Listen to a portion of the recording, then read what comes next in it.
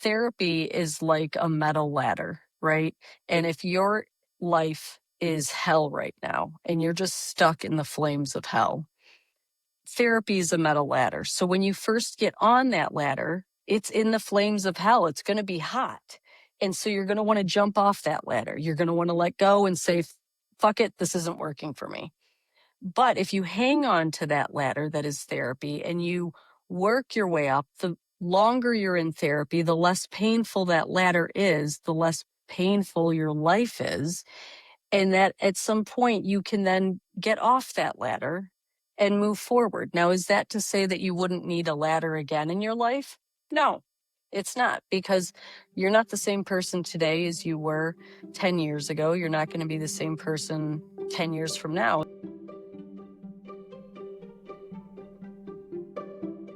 Hello, and welcome to the Front Seat Debrief. This podcast is intended to confront the unique mental health challenges that our veterans, first responders, and healthcare professionals face on a daily basis. My name is Josh Campbell. I am a social worker who provides therapy in a private practice, and my efforts are focused on these populations. I am a former Army combat medic and a former paramedic firefighter. When my struggles with PTSD became too great for me to continue working as a paramedic, I went back to school earning my BA in English from American Military University. Then I earned my master's in social work at the University of Michigan. This podcast has grown from my own experience coping with repeated exposures to traumatic incidents, my personal path to healing and understanding, as well as my educational background. I want to examine the lived experience of others in coping with trauma, their journey to find healing, and I believe that learning about someone's upbringing can often provide additional context through which greater understanding of their experiences with trauma can be achieved. It is my sincere hope that the content covered in this episode, as well as the episodes that follow, will provide listeners with a sense of not being alone in their struggles. Furthermore, I hope that by having these deeply personal discussions, we can continue to decrease the stigma surrounding mental health, normalize adverse emotional reactions to extreme circumstances, and build momentum for creating a positive culture shift within these professions. Thank you so much for choosing to listen. If you like what you hear, please like, share, and subscribe to stay up to date with our progress here. All right, welcome back to the Front Seat Debrief. Our guest today is Dr. Tara Consolino.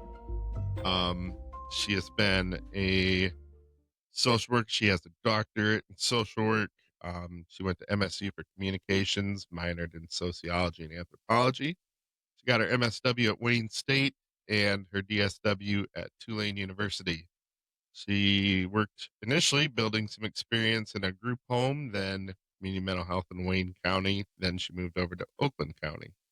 She spent 17 years at the VA, started her own practice, Darkling Psychotherapeutics, in 2023. And today she is here to chat with us. Tara, thank you so much for joining us. Dude, I'm so excited to be here. Yeah, this is fantastic, and I'm so excited to have you.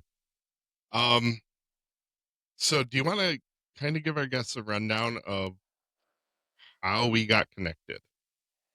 Sweet Lord, what a surreal experience. So this has to be, so when you reached out to me, you had seen me on a different podcast with Stephen Graham, I believe, who's the writer, director, lead actor of the movie Sheepdog, which came out in January of this year. It's now available on Amazon Prime for streaming. And this movie is a movie about resilience. Lead character is Calvin, played by Stephen Graham. He's a combat veteran. And I met Stephen, I guess it was 15 years ago or so, when he came to the Detroit VA. And Detroit's a great place. We've always had athletes coming through. We've got a lot of actors coming through. People just know the passion of the city. And so for whatever reason, we've always just had just a Hollywood kind of circle, which is some people might like, but I did not. And so, after having so many Hollywood actors kind of come through and watch you in session, and you see the way some people are great, some people aren't, and I love my guys and my girls. It was predominantly men on my caseload, so I kind of was a mama bear. So I have the public affairs officer come to me one day, and they were like, "Hey, we got this actor," and I'm like, "Nope." And they're like, actually, hi, Stephen Graham, meet Tara Consolino. And he's signed all the paperwork. And so, Tara, you're adorable, but he's going to follow you around. Long story short, he wrote this movie. It came out. You saw the podcast. You sent me an email, and you and I honestly quickly became as thick as thieves from our phone calls and whatnot. And I feel like we're going to have a few projects in the future together. Would that be a succinct ish answer? No, that covers it. And I mean, I have to plug the movie. It is a really um man, how do I describe that movie? It's an It experience. I have to admit, it I powerful, realistic, raw, resilient. I mean, this was a movie I'd been looking for to be able to use with my care plans, with my people that didn't exist until he wrote it. And it hits, right? It hits close to the very purpose of us being. Hmm. The the focus on post traumatic growth is phenomenal because especially in other portrayals of veterans, military, PTSD in Hollywood, it's usually so highly stigmatized, so blown out of proportion and not even close to being accurate. It feels to me like Hollywood usually takes the approach of like doom and gloom. Like if you have PTSD, all right, that's it, your life's over. Like that is as good as it's going to get. Just and it's like no. I mean, I hate to be this way, but this is going to come across pretty weird, but I am too self-centered of a person. Hear me out on this.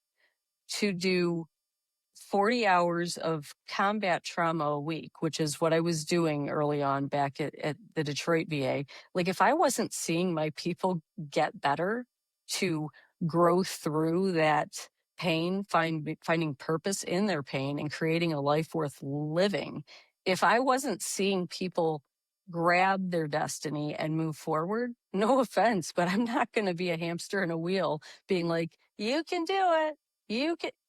Absolutely not. And he just captured, the whole imagery of like, he didn't use the imagery, but you know how we always hear about a lotus growing through the mud to be able to, he finally, a movie captured that, yes, resiliency equals growth. It's not just a disorder. Yeah, it was very well done. I it's been a few weeks, months since I've seen it now, but Hmm. it's You don't definitely watch it every day? Come on now. That's depressing. I, I hardly have time to watch TV every day. I know, I believe you. So Tara, why don't you take us through your background, your history a little bit? Childhood, any influential moments or characters that kind of helped shape the way you turned out? Yeah, I would say first and foremost, it is an experience growing up with a father who's a Marine. And so that comes with some good stuff, some bad stuff. The bad stuff I won't get into. The good stuff we'll get into a little bit. I'm an incredible shot. Been firearm safety, and while I am a Democrat, I do believe in firearm safety and reform. So I'm just going to say that if anybody comes after me, but it's one of those things that growing up with him, his guys, these helicopter pilots, and he was his friends ranged from Korea era, Vietnam, Operation Desert Storm, Desert Shield. We were sending cards and care packages to his friends that were deployed. That was an impact. And it was one of those things that very early on, I was like, okay, I'm going into the Marines. I'm going to be a pilot. I'm going to be a helicopter pilot. And then, Marine father was not always super supportive of females in the military. So that kind of, got trained out of me, so to speak. And then he really crapped on me because I'm only 4'10".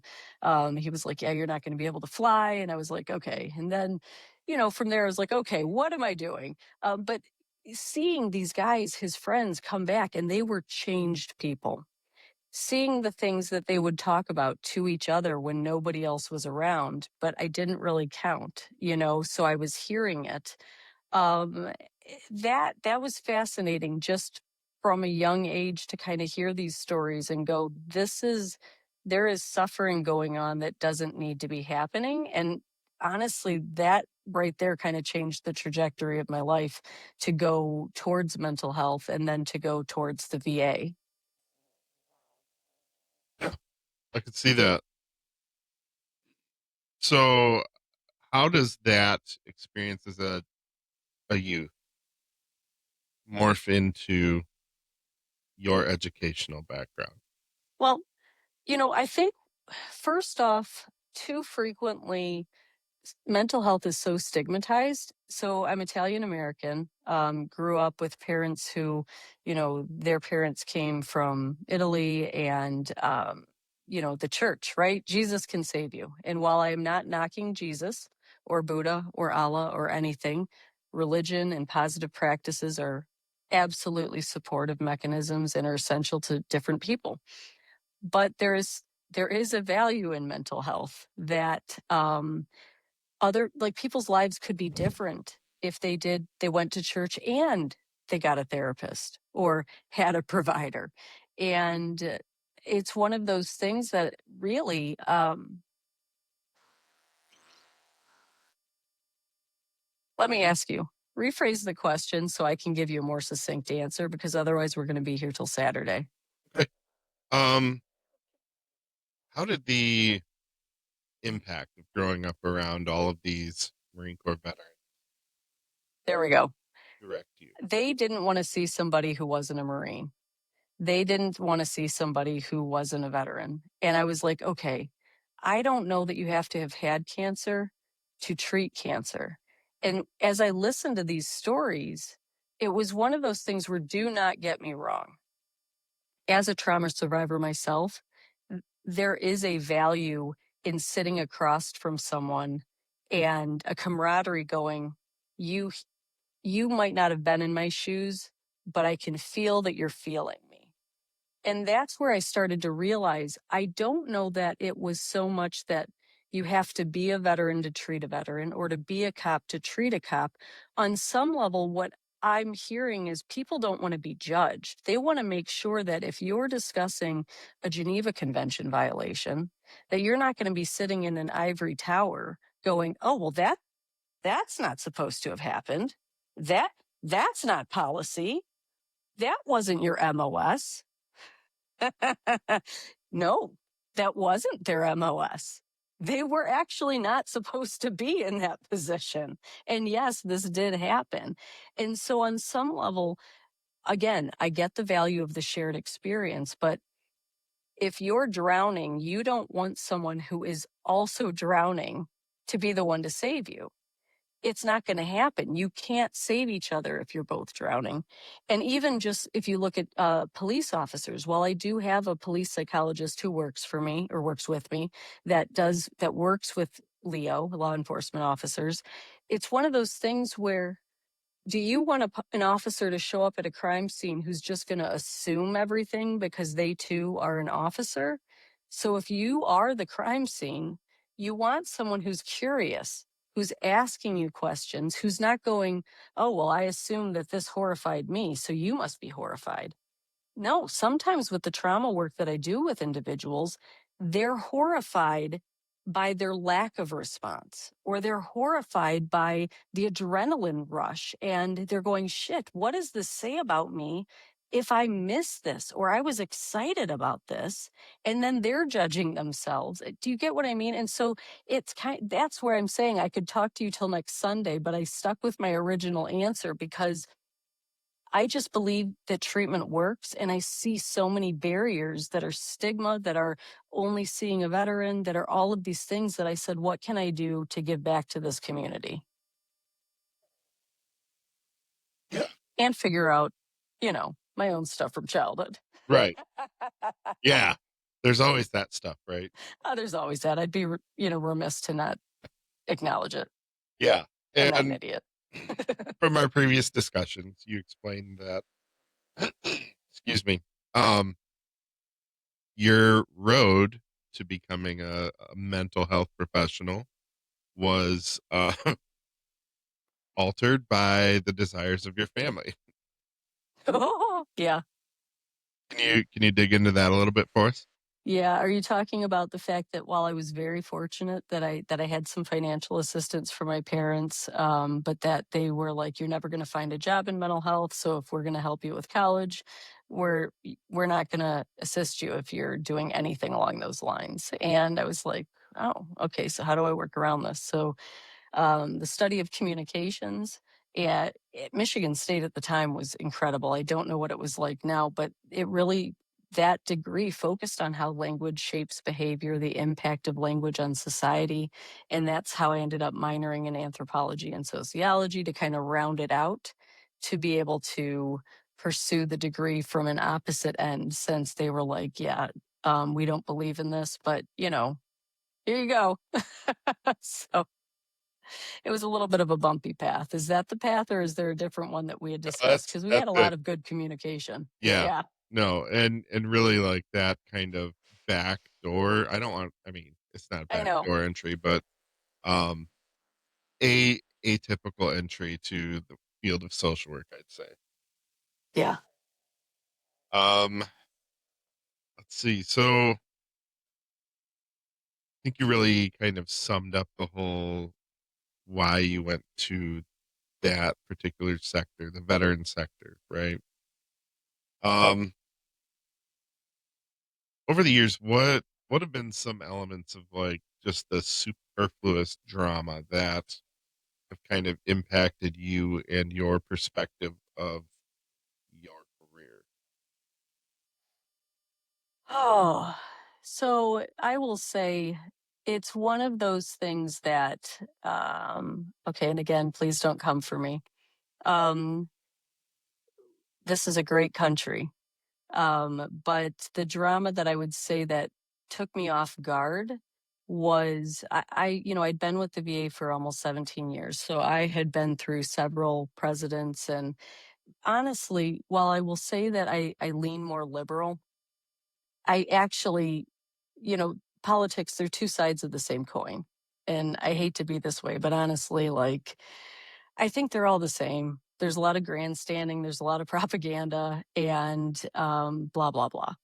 But when this recent iteration of the administration came on board for the executive department and the executive orders that were rolling out, that took me off guard. I did not think that I was retiring from the VA when I did. Like I had had my dream job. Suicide prevention was near and dear to my heart. I'd spent so much of my career looking at it. I had been with the regional offices. But when we start seeing a system that is imploding without safety nets, or when we start repeating the same metaphor of or analogy of we're building the plane while flying it, that as a healthcare clinician, um, that's a little bit uncomfortable to do. And so that's where I was in the regional offices. If I would have been at the medical centers, I don't know that I would have left the VA when I did. But for regional offices, it was one of those things where the data and the numbers, they just kept changing the definitions. And I was going, is this about patient care or is this about optics? And that's when I decided I need to go back into patient care and do it my own way, and stepped back. And as we pointed out in our kind of pre-episode discussion, you are not the only one that kind of went that route. Yeah, Um, I still think the VA has a lot of challenges ahead of it. they do. And this is where, though, I'm saying I am not encouraging double negative there. Go to the VA. Let me just say that. They have phenomenal staff. The mental health care, the evidence-based practices that they have are incredible. And I think one of the things that people don't always realize is they might associate having a practitioner who they don't gel with as being crap. I'm an acquired taste, man. Like you might not want to see me. I am direct. I swear like a trucker. Um, I'm unconventional, and that's okay. Chemistry is a real thing in therapy, and I think sometimes if you haven't been in therapy to realize, no, I need to click with my provider, that can also push people away. And no, say, hey, you know what? Do you have somebody else? I have a different pattern of person I'd like to work with, and that is okay. Yeah. And I've touched on this in another episode, but I think that a lot of times coming from the military mindset, right? Yeah. You when you join the military, you go to like central issue facility, whatever. Like, here is your shit. Like, this is Yep. your shit. That's Yep. yours. And when we get out, we go to the VA and they're like, here is your therapist. And we're like, that's Yes. it. Yep. I didn't get to pick the pair of boots that I wanted at CIF. No. Why would I get to pick a therapist, right? And, Yes. and so I think a lot of folks do have that situation where it's like, oh, well, this person doesn't know their ass from a hole in the ground. VA mental health sucks. And Right. Exactly. I use my experience here. I have been very fortunate. I've had one or two therapists that I was like, uh, Yeah. what the fuck? But Yep. then at the same time, like, I've either waited them out or stopped care long enough to like get someone else when I go back, right? Well, here's the other thing though, and this one you're probably going to get some hate mail on for me, but please take it from a place of caring, and I do mean this genuinely. When we talk about different disciplines, the thing the VA does not always do well with is providing education about what each of the disciplines do. So, for example, a psychiatrist, and let me tell you, I've had the pleasure of working for 3 different psychiatrists who I honestly, if I could see them as my own psychiatrist, I would. Like they were my last chief that I had at the Vision was just like he just is clinically brilliant and he's got a personality to boot. But psychiatry at the VA, they're not doing therapy.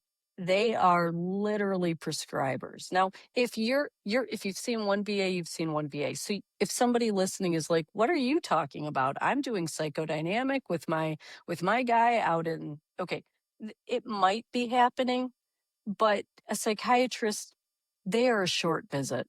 What are your symptoms? Are you having a poor reaction to the medication? When is our next appointment? And I don't know that people are always fully coached that the therapeutic process happens with the psychologist or the social worker. And those are the sessions where you might not have as much wiggle room with the prescriber, but with the talk therapy individuals, yeah, go ahead and ask. Like, you know what? Tara's a little bit too direct. Could I have a gentler clinician? Yes, you could. Yeah, and as a practitioner, I've run into that as well. I am also an acquired taste, and my style is not going to fit everyone. And Yeah. so, like being a newer clinician, though, I have definitely um taken some risks and been surprised with outcomes, like making connections with people I didn't anticipate I'd connect Hmm. with, right? Um, but yeah, like that's much more a chemistry thing than an approach thing in Oh, yeah. my opinion, right? So in your role as a clinician, with your own trauma history, right? Hmm.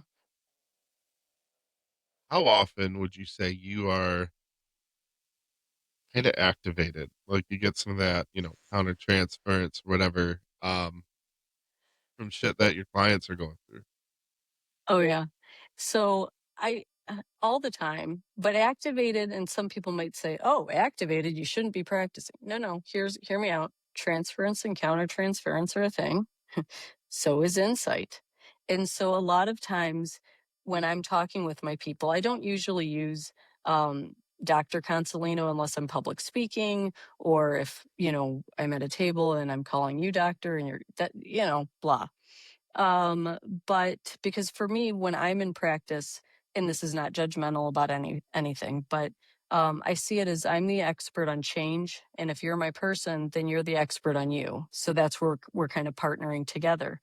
Um, and so what I mean by that is I will frequently say, okay, this might be what we would call countertransference, but Tara's relating to this. And so I'll speak in the third. Tara is saying this. But I've got to tell you, Dr. Asshole's about to enter the room. And from Carl Jung's perspective, could she ask you a few questions? So on and so. And so if I'm going to be too direct, I'll be like, so Dr. Asshole's entering the room. If it feels like my own personal stuff is being activated and that I'm not speaking from a place from theory, but it still feels relevant to you as my person, then that's where it's like, I will recognize it and then pause and think, is this going to be helpful to you for me to share? Or am I making this about myself? If it's like, if that answer is not an astounding, I'm picking up that you're feeling vulnerable and it would probably be useful to you for me to disclose to you something, go like that's where. So the activation, absolutely.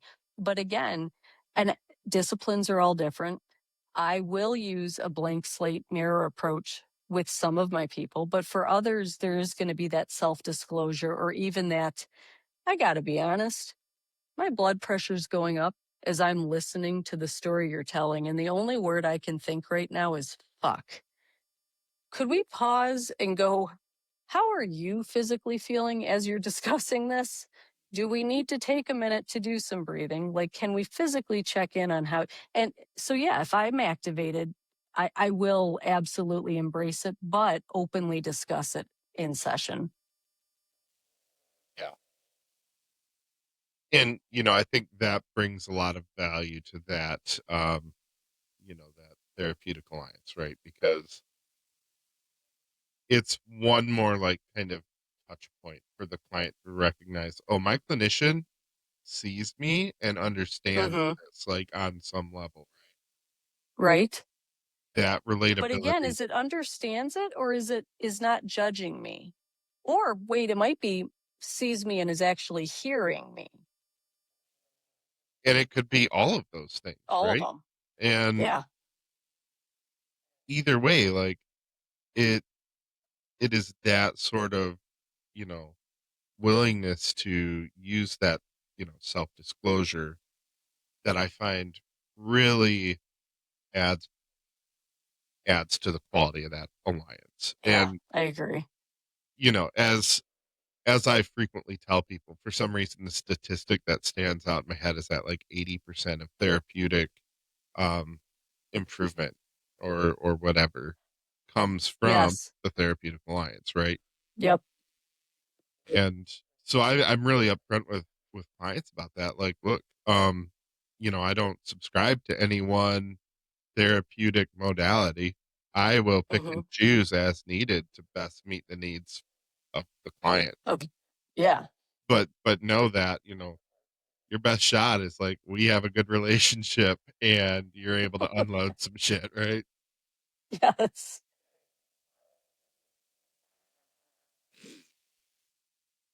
So this this whole episode is um kind of a deviation from what I typically do, right? Um, you're the first clinician that I've had on. Interestingly, I am going to be recording another episode this afternoon with another clinician. So it's going to be I kind am of a, so sorry. This is a lot of mental health for the weekend. I mean, it is what it is, right? And Yeah. we're here to try to bring a benefit to people that might not otherwise be engaged with services, and you know, give them some sense of, there's hope, there's people that understand me, there's multiple options, more than one way to skin a cat, right? Hmm. Personally, how do you think you deal with the stuff you deal with at work when you leave work? I got to tell you, that's been an evolution. So that's one of those things where when you think about it, especially you work in mental health, you know what I'm about to say here. Like when we get out of session, we're not in sales. We can't go home and be like, yeah, John Doe at the sales counter of blah, blah, blah was a jerk to me and he screwed up like, we can't say, hey, these are the details of what's overwhelming me. And when you're talking about some of the combat trauma work that we do, that is, I mean, these are some of the most vague progress notes you've ever seen in my life. Like it is, it is just unbelievably poor quality as far as just answering what insurance needs to know. Because again, these are details that are not supposed to be shared that are being processed. And it's not that my dog broke a toenail. It's heavy, visceral stuff that we carry. And that's been an evolution. So I've been in the field about 25 years. I'm divorced. I'm remarried. And I was a workaholic, am a workaholic.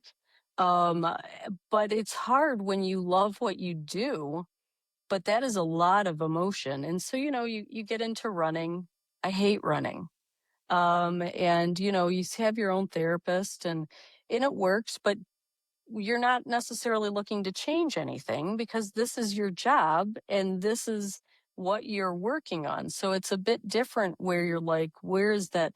So my evolution for how to kind of deal with the negativity took a poor turn where I ended up crawling in a bottle for a bit, and alcohol really kind of became a numbing factor where it was like, I tell people I went professional early and then I retired young. And so, but mental health, when I pause and look at COVID, oh man, there was a there were a lot of colleagues that could not say the last time they went a day without drinking. And it was not a judgmental thing. It was people only have so much capacity and bandwidth. And so for some of the newer clinicians that might be listening, um, you got to figure out coping skills, even if you're the therapist, because, you know, turning to alcohol can be a really easy vice to do. And it's not always in people's best interest. Shocking, right? Weird. Yeah. I mean, who would have thought? Yeah. No, And I don't actually think I've spoken publicly about this before. So, hey, hi, thanks for being you. look at us go. Look at us go. It, I think it's really reassuring, to hear that from a clinician, right? Like, Yeah. um, I mean, we're kind of like pulling back the curtain on the great wizard here, right? Um, revealing that vulnerability. Because maladaptive, the negative coping mechanisms that we so frequently discuss on this show, actually, um, Mm-hmm. it's it's valuable to understand, that, as a clinician, that we are also subject to some of those things. And um, yeah, like I was not in a mental health role during COVID, except for when I was, because, as a paramedic, we respond to psych patients, right? Mm-hmm. But COVID was a brutal time. Oh, my God. Yep. And it's funny because, like, just within the last year or two have I discovered how warped my perspective on COVID is. Yes. Because for me, I was still going to work every day. Um, Mm-hmm. I was still seeing all the same people that I always see because when you're kind of in that industry, like your friends are also in that industry. And Yes. um like it was business as usual for me with some really weird factors that we had to just kind of, throw into the mix. But Mm-hmm. that was also the time when my boss showed up at my house one day, said, "Look, dude, you got to stop drinking when you're off the clock." Yep. And I mean, I'll say I cut back. Yeah. I'm certainly not a teetotaler. Shit, I got done with work at 10:30 yesterday morning, and I was like, man, it's Friday. Feels like a day to day drink. Right. And that's where, again, everybody's journey is different, though, because here's the thing, there are some people who catch it and they're like, okay, moderation management, or these are the days that I'm drinking, and they're able to stay in that lane, or here's this, here. Yeah. I don't stop. Yeah. And I mean, when I was in the military, Oh, um, God. That's a basic food group, man. That's a basic food group. I It's in have the like food pyramid. an 8-year haze over Yeah. things that I did. Yeah. Like, no idea. I just know that I was drinking a lot. A lot. Yep. I mean, it, there's no judgment. There just isn't, because honestly, you're in autopilot sometimes. It's what you're doing. It's a society, the culturally. Sorry, my dog is trying to engage in the podcast, is why you're seeing me move things around. Yeah, that's all good. Um, yep. But it's just, here's my thing. And this is what I tell people is anytime you're asking yourself, ooh, what's going on? That's just your cue to pause and go, huh, what is going on? Explore. But your answer is not necessarily going to be the same as mine, is the same as your buddy next to you, so on and so forth. Yeah. Yeah. And often when I discuss that time frame, right? It it's survival mode. And you are doing whatever you can to make it through to the next day. Hmm.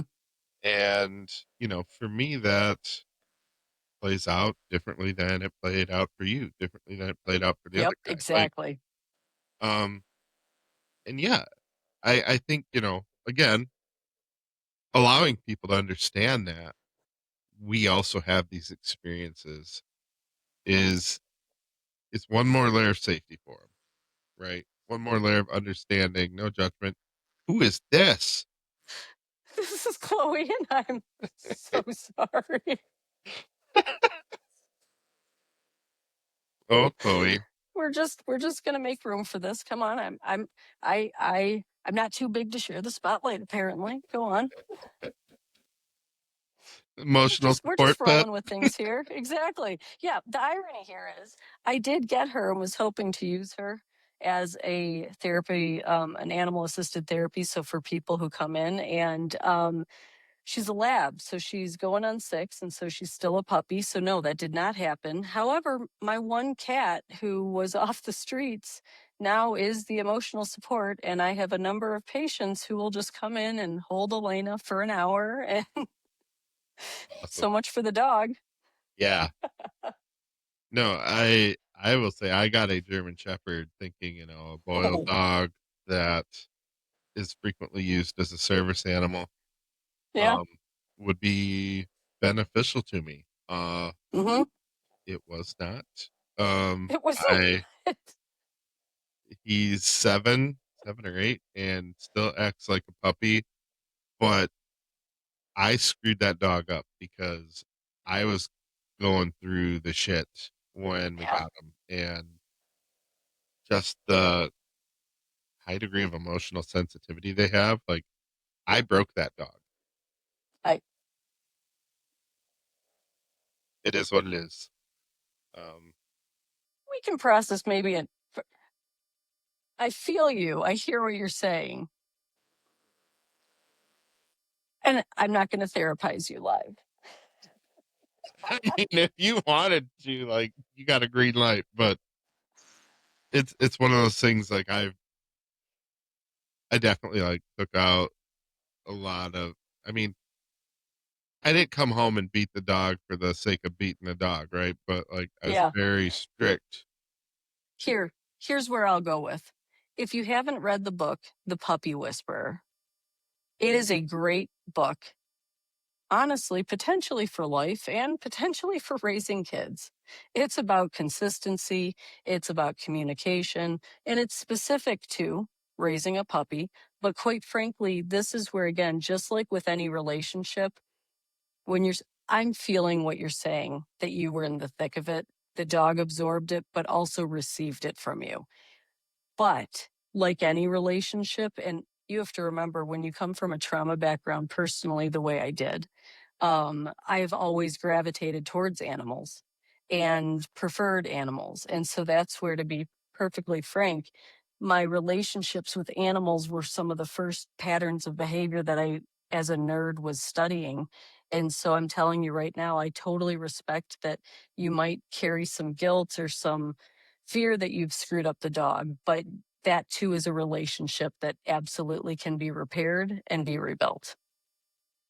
If I can get that idiot to stop attacking my dumpster every time he goes outside, I'll be much happier. They are kind of neurotic dogs, and so German Shepherds are unique. But so am I, right? So Yeah. maybe they're just an acquired taste. Yeah, he had really good bloodlines too. Like, his grandmother was a Czechoslovakian police dog that won awards and stuff. And then I've got this idiot. I don't know. I can't even. I get it. My dog is the world's biggest derpy animal. Like, I just look at her and I'm like, you are so cute and so stupid. Yeah. Yeah. And I do think that the dog I got when I came home from Iraq probably ruined me for other dogs. But I don't want to go into that because I will cry. Yep, because that will be, yep, I respect that. I have an animal like that who's on one of my walls right here. So, next topic, go for it. Yeah. Um yeah, so you kind of talked about like the unhealthy coping mechanisms, right? What what was the impact of your work on your personal life? I know you already mentioned the divorce. Like, are you willing to It, go into yeah, relational stuff? I really disconnected from my personal life. There is there, I'm horrified at the number of years that I wasn't aware how married to my job that I was. And I think that I didn't think that it was a problem because I wasn't chasing fame, I wasn't chasing fortune. I had a personal mission, right? Like, this was suicide prevention, working with trauma, changing people's lives. And on some level, it, and let's face it, in healthcare, well, and in a lot of jobs, it just doesn't stop. And so on some level, um, when I preached balance, I preached, live a life without regret. And then suddenly I was like, oh, I don't know if I know my partner. I don't know if they know me, you know? Um, and then it's kind of like, as involved as I am in my, I was a single mom for a little bit, and my kid and I had this amazing relationship, but was it as amazing as I wanted it to be? Could it be better? Was I missing things? What wasn't I? And just you stop and you take inventory of your life and go, okay, well, my job is important to me. Am I avoiding things? What am I avoiding by working this hard? Do I need to go back into care? What wounds have been triggered that maybe I have not addressed? And that's kind of, to be perfectly honest, all of that kind of fed into how I developed Darkling. Like, when people will say, Darkling Psychotherapeutic Services, like, what is that? It really came down to, for so much of my life and then my career, I always felt like the black sheep or the odd man out. I had always had managers who were telling me I was too much or that I was people pleasing and that I was too nice. And I remember one of my bosses really laid into me about how disingenuous I was. And I was like gutted because I can be flighty. I can be a lot of things, but disingenuous was never one that would have really happened. And then I remember I worked at this one agency. Actually, this is a backward story. I worked at this one agency, and when I had my daughter, the management team had sent like a bouquet of flowers, but then nobody knew who sent it. But then it was possibly like a joke or something. And this was again a management team that kind of thought that I was too friendly. The staff always respected me. The staff always appreciated me. Management did not. But I've also never been a yes woman. So I guess I was and so I think for me, this whole evolution of um, being married to the work, taking the work home, whether it was with the VA or community mental health, it kind of, as I've aged, I've found what I needed to do was make sure I was being intentional with the decisions that I was making, not just at work, but after work with my family, with each section of my life, and just making sure that I didn't go on autopilot. So Darkling kind of came up from how do you live authentically? And don't go where you're tolerated, go where you're celebrated. I am dark, I am edgy. I have skulls all over my body, and I'm obsessed with rose and cravens, which are also all over my body. And quite frankly, if I'm not your cup of tea, I'm more than happy to coordinate you finding a cup of tea elsewhere. But for me, it's embracing that dark and going, this is who I am. And if I have a light, great. I will develop it myself. But if I don't want a light, then I'm fine to sit in the dark for a little bit and be peaceful in that stillness. That was kind of a loopy answer, so feel free to ask me to back up or fast forward. How does that, pardon me, how does that willingness to, or not just willingness, but like comfort with being able to sit in the dark on things, either literally or metaphorically, how does that impact your You know, I had to do a lot of ego work because it's something that sometimes we will say things to people in our life and they'll come off poorly because we're human, even if we're therapists. And when they go, ouch, like that hurt, that's not our cue to then justify what we said. Oh, I didn't mean it. No, no, no.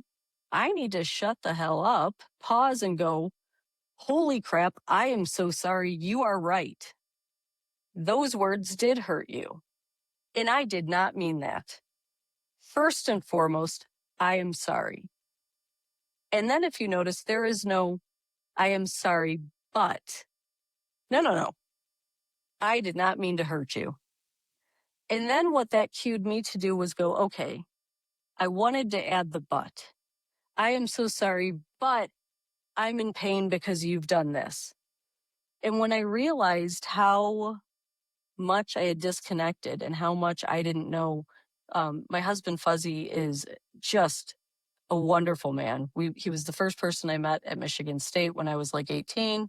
We reconnected after my divorce. We kind of still stayed within the friend groups.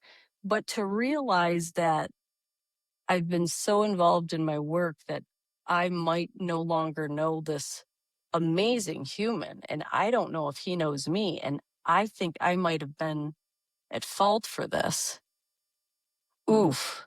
That's a realization that you're like, I've got to unplug, figure out what my priorities are, and then replug and go from there. And so that's where for clinicians, I think it's really a tricky line for helping others grow while being mindful that we too need to keep growing and we have to save enough of that water in our cup that we're giving to others to go, hey, I'm a flower too.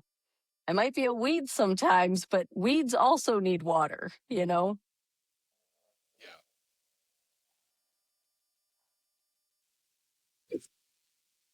It's funny because that analogy, right? The cup, that one comes up a fair amount for me. And it's great because last night, my wife was talking about that in her own life and her own journey with therapy and stuff. And so it's a great analogy. And I love And then you that. put kids in the mix. Oh my Oh, game God. over. How old is your daughter? So my daughter is turning 19 on Monday, but I've got to tell you, I love her. She is my everything, but I am not the most maternal woman you've ever met. So my hat is off to people who have more than one kid. I mean, I don't know how do people do this? Where is the parenting manual? I the all of this is a lie, because when you're pregnant, everybody talks to you about have a birth plan, have a birth plan, have a birth plan. And the plan is there is no plan. The plan goes out the window. We are just at the mercy of being able to pause and reanalyze. So that's yeah, so she's 19. I think if I had to put my experience with parenting and the planning behind it into a movie quote, it would be "fuck it, we're gonna do it live." Like Yes. my Yes. my daughters are 12 and 13, and there's a whole lot of "fuck it, we're gonna do it live" going on right Oh, now. Irish twins. What the hell, man? Dude. Yeah. Well, it came home from Iraq, Yeah, and no judgment. Genuinely just laughing at you because you're still in it. yeah. Yeah. Fortunately, my kids are they're very intelligent. Sometimes they're a little Here's too the much thing. like me. Even as wonderful as they are, the problem is that we care about them. So when we care about them and their energy's off, we absorb that energy, even though, like, we just have to stop caring about them. I mean, I say it's, and I get that, yes, Tara, have better boundaries with, what you absorb and let it water. Yes, I'm still a work in progress too, people. Okay. 100%. And it's funny that you mention that because when I was doing my internship, like I mentioned, I was in the homeless programs at the Ann Arbor VA. I did primarily outreach social work, and then I did some case management toward the end. And Mhm. um, one of the social workers that I would uh, bounce around Ann Arbor with on occasion, Shelly Ford, she's amazing. Um, she has a private practice, and we talked a lot about what does it look like going into the therapy space, because I always kind of had that in my mind as like, that'd be a really good retirement gig, right? Um, Mhm. Part of my needing to find a new career involved, I need something that my broken body can do for several years, because you know how veterans, how first responders are, like my back, my knees, they're not what they used to be. And it's not just a 90s rap song anymore. My neck, my back. You get what I'm saying though, right? Like you're like, no, that's cue the music. For sure. And Yep. I was always concerned because, like, I'm like, look, Shelly, I'm pretty fucked up myself, and how does that play out in the therapy space? And she gave me probably some of the best advice ever. She's like, if you go into therapy, like, just doing the therapy is going to be fixing yourself too. And oh my gosh. Testify. Dude, so I'm also a Reiki practitioner, and I so how when you give Reiki, you get Reiki.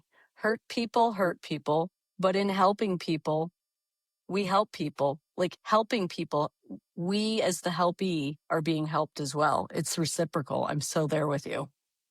Yeah, and like from my personal experience, a number of times that I've been talking to a client and, you know, doling out some like sage advice, and I'm like, all right, full stop. Uh-oh. I need to shut the fuck up for a second here because No.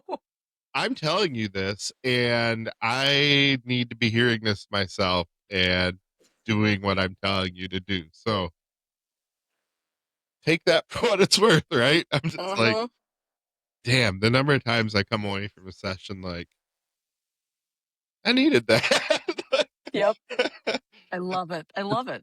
It's been great. And like, yeah, I get a lot of positive like feeling from doing the work. And so it's definitely been a healing journey for me. And yeah, it's been a real trip. I'll say that. You're where you're supposed to be.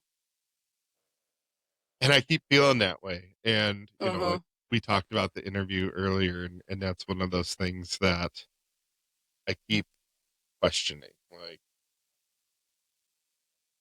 I don't want to be someone that does a thing just for money because, Uh-uh. you know, I'm without getting too political, like I certainly don't want to be a cog in someone else's machine just so I can afford nicer things. No, and I respect that. That's where again, I my thing is whether it's here now or give me a call after the podcast, text me, email. Your growth trajectory, like this is again, like I said, I'm asking you to come onto our podcast when we have it up and running. Like you have so much from your experience in the service, what you're doing right now in therapy that it feels to me that your sky, all lanes are open for you. Just figure out where your joy comes from. And if you make a decision, nobody said you can't reverse or change courses. Yeah. Yeah. We'll see if I need to make a decision. Hmm. Maybe the decision will be made for me. And I get it. you know, like I feel like that's one of those things that we often all wish. Like I wish someone would just like make this decision for me. Yes. That shit Yep. works. No, no, it's not. And I throw a temper tantrum sometimes when that is what I really want and it doesn't happen. For sure. For sure. And you know, I don't know where it comes from. Like we want someone else to blame when things don't go our way. Like I don't know. Or it might also be decision fatigue because there are some times where even decision fatigue, if you're even making decisions, but you're not even certain if I choose left or I choose right, does it matter? Like I think there's just a lot of fatigue going on right Sure. now. Yeah. And one thing that I've been a huge fan of for a very long time is a pros cons list. Like any major decision, like we got to do a pros cons list. Like it's Uh-huh. almost a joke. My wife hates hearing we need to make a pros cons list. But damn it, there's some things that you just can't put on a pros and cons list. The Mm-hmm. intangibles, like how am I going to feel about this? Yes. So I don't know. And I guess for me, like there's a lot more kind of caught up in that feeling part. Like I'm talking about a thing that, you know, may not happen, but No, but that's kind of life, though. We don't know that anything's going to happen. We just know that we have right here, right now, and you can do your best to prepare for tomorrow. But you also, if you put too many eggs in that basket, you're going to miss today. Again, that goddamn balance. yeah. Yeah. And it's funny because balance is something that our society does not promote. Uh-uh. No. There's a lot of value. Like I credit okay, I hate saying that I'm a millennial because I'm like the first year of the millennials, right? Um, I'm so sorry. Gen X welcomes you with open arms. Come here. I definitely feel much more in line with Gen X, but Gen X, I believe you. um, I do think that like some of the younger millennials, like I give them a lot of credit because one of the conversations that comes up a lot in therapy is boundary setting, right? Yep. And I feel like Gen X, us elder millennials, boundaries were not a thing we were permitted to have growing up. Mm-hmm. Mm-hmm. Um, and while I'm not Italian American, I'm familiar with many folks who grew up in that community and like very family centric community. Mm-hmm. Boundaries don't exist. Correct me if I'm Nope. wrong. What? I'm sorry. Come si dice boundary in Italiano? I don't know if that's actually, to be perfectly honest, I don't actually know. I would have to look that up. I would have to look that word up. Um, I know what it would be for like mapping and compasses and yeah. So you're right. And language shapes culture. I'm sure the word exists, but I don't know it off the top of my head. I'm not fluent, but yeah, go on. Yeah. Um, and I think a lot of what happens in the therapy space, at least has been the focus recently, is people struggling to find their own boundaries and get people around them to respect their personal boundaries. Yep. And the younger millennials and who comes after Gen Z, Yeah. a Holy fluent boundaried. in boundaries, and they will set a boundary, and that's it. That's the last line, you know. They are so well boundaried. They might have taken that pendulum towards the entitlement swing sometimes. Sometime, Yes, I'm old. Don't come at me. Okay. yeah, I do tend to credit that generation, Yeah. Yeah, like I'm with you. because I'm jealous well, yeah, because they and you don't know, have the guilt that we had. Like, they're like, right, nope. And then they walk away. And we're like, if it's okay, we're going to need to pass, but let me know if you need help in the future. No is a complete sentence. yeah, I'm still learning that. yeah, and I think that many of us are right, and Yeah. um, as that applies to veterans and first responders, like boundaries. What? The only Mm-hmm. boundaries that we know is like don't fraternize with officers, which came up in Yes. my last episode, which hasn't Oh, come up yet. God. But yeah, so we're not great at setting our own boundaries. A lot of times I think people have difficulty respecting the boundaries that others set. Yeah. And, you know, those two things regarding boundaries are very, very frequent topics in therapy. Yeah. I would agree with you. But it's been another growth item for me personally because Mm-hmm. yeah, I've been learning to set these boundaries and like, man, when you finally set a boundary for yourself and you're able to stick Yep. to it and not give a fuck about the other side of that line, Yep. oh, that is freeing. It's so true. I mean, it comes down for me, my compass on that one is, am I making this decision out of fog? Am I making this decision out of fear, obligation, or guilt? And then it's not black and white always, because sometimes there are obligations that are just, damn it, it's an obligation. But if it's like a cultural obligation, or if it's a guilt induced like if it's, am I doing this because I really want to or because I'm thinking I'm supposed to? Pause. Do you really need to do that? And I want you to really examine the word need and examine the word want, you know? And yeah, Yay, growing.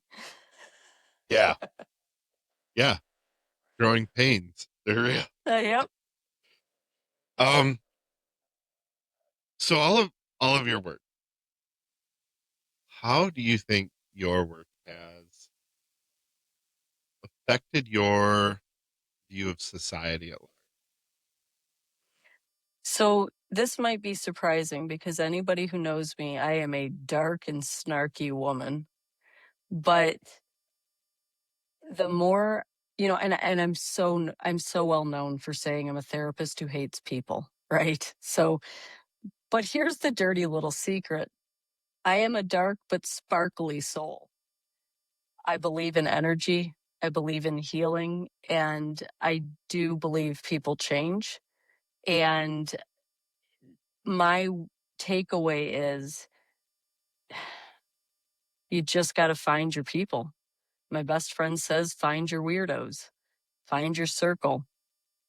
Overall, we are a good species.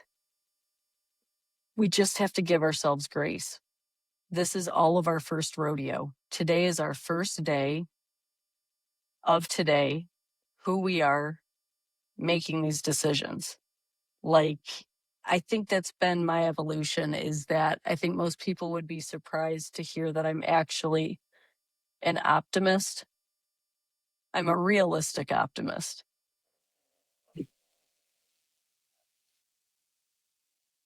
Yeah. And this is something I relate with you on, because I have found in my own experience that working in the public sector, serving the general public, it is very easy for me to come away from an interaction saying, man, I fucking hate people. Yes. Do I? No, I fucking love people. It's Right? weird, right? Like, I know, right? Like, there are just some people that just give humanity such a bad name. And oh, there are. like, I have faith.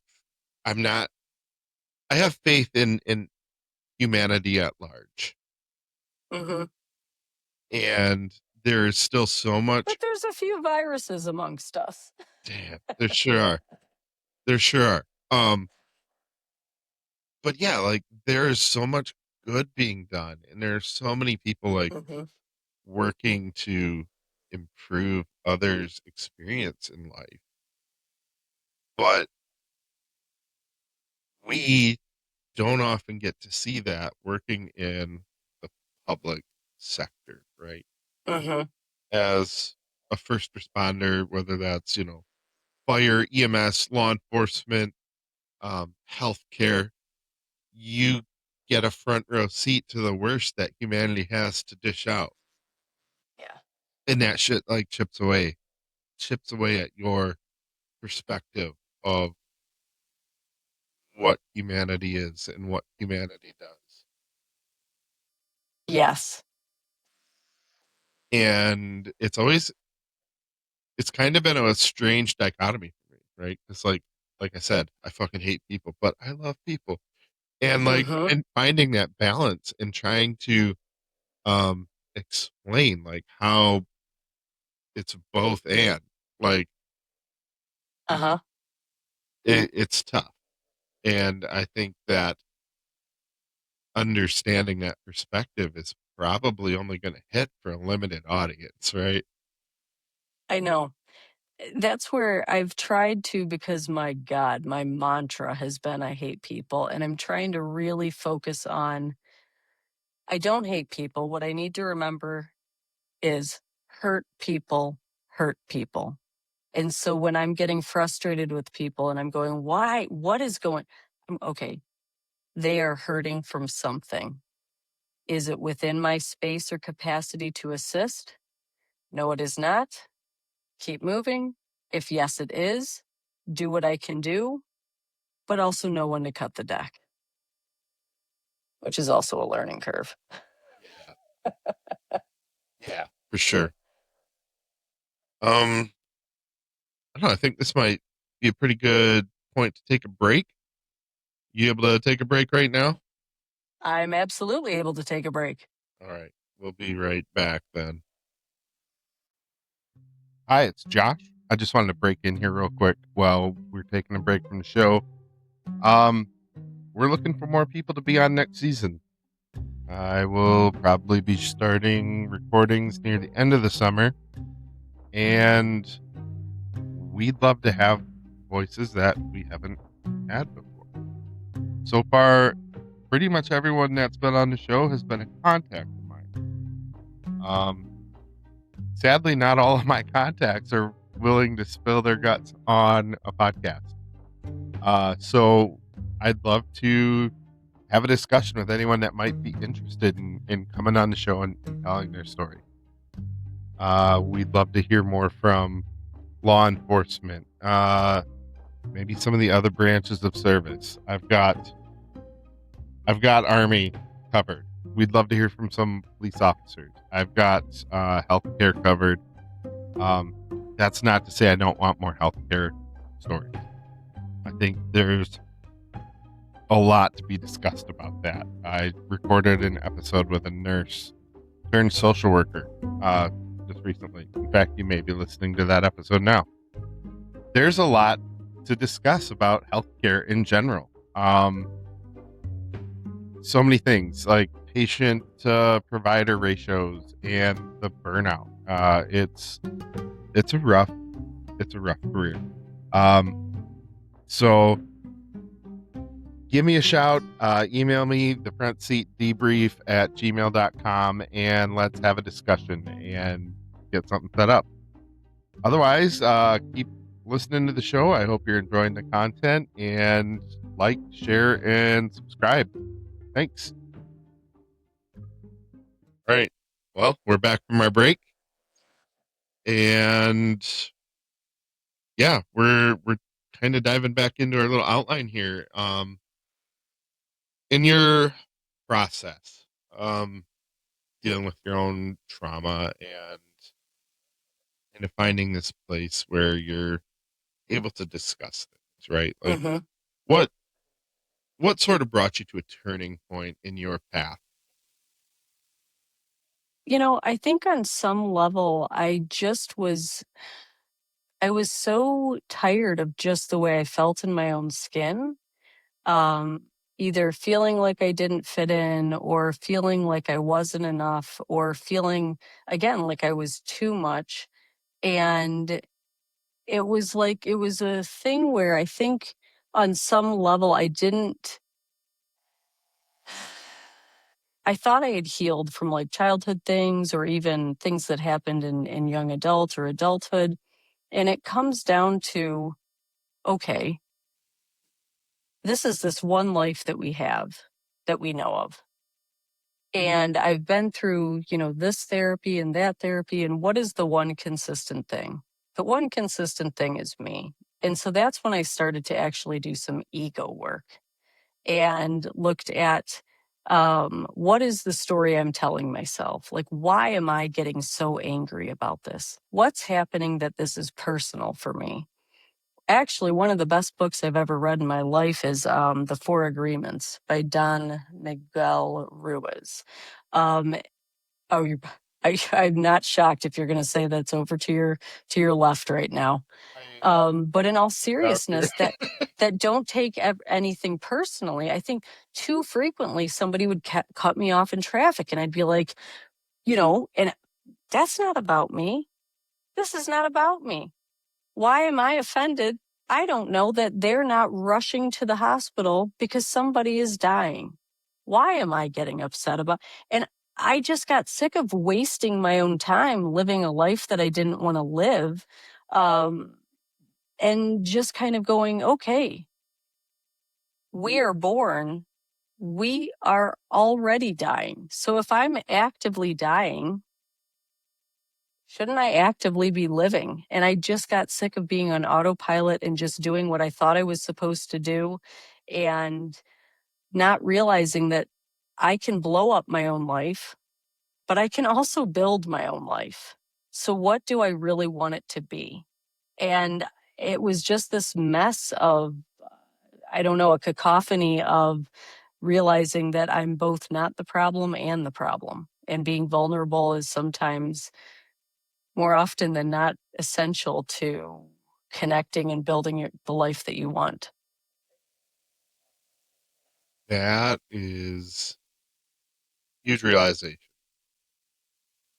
And I think with the focus of this podcast being on the mental health of veterans, first responders, healthcare professionals, that piece is very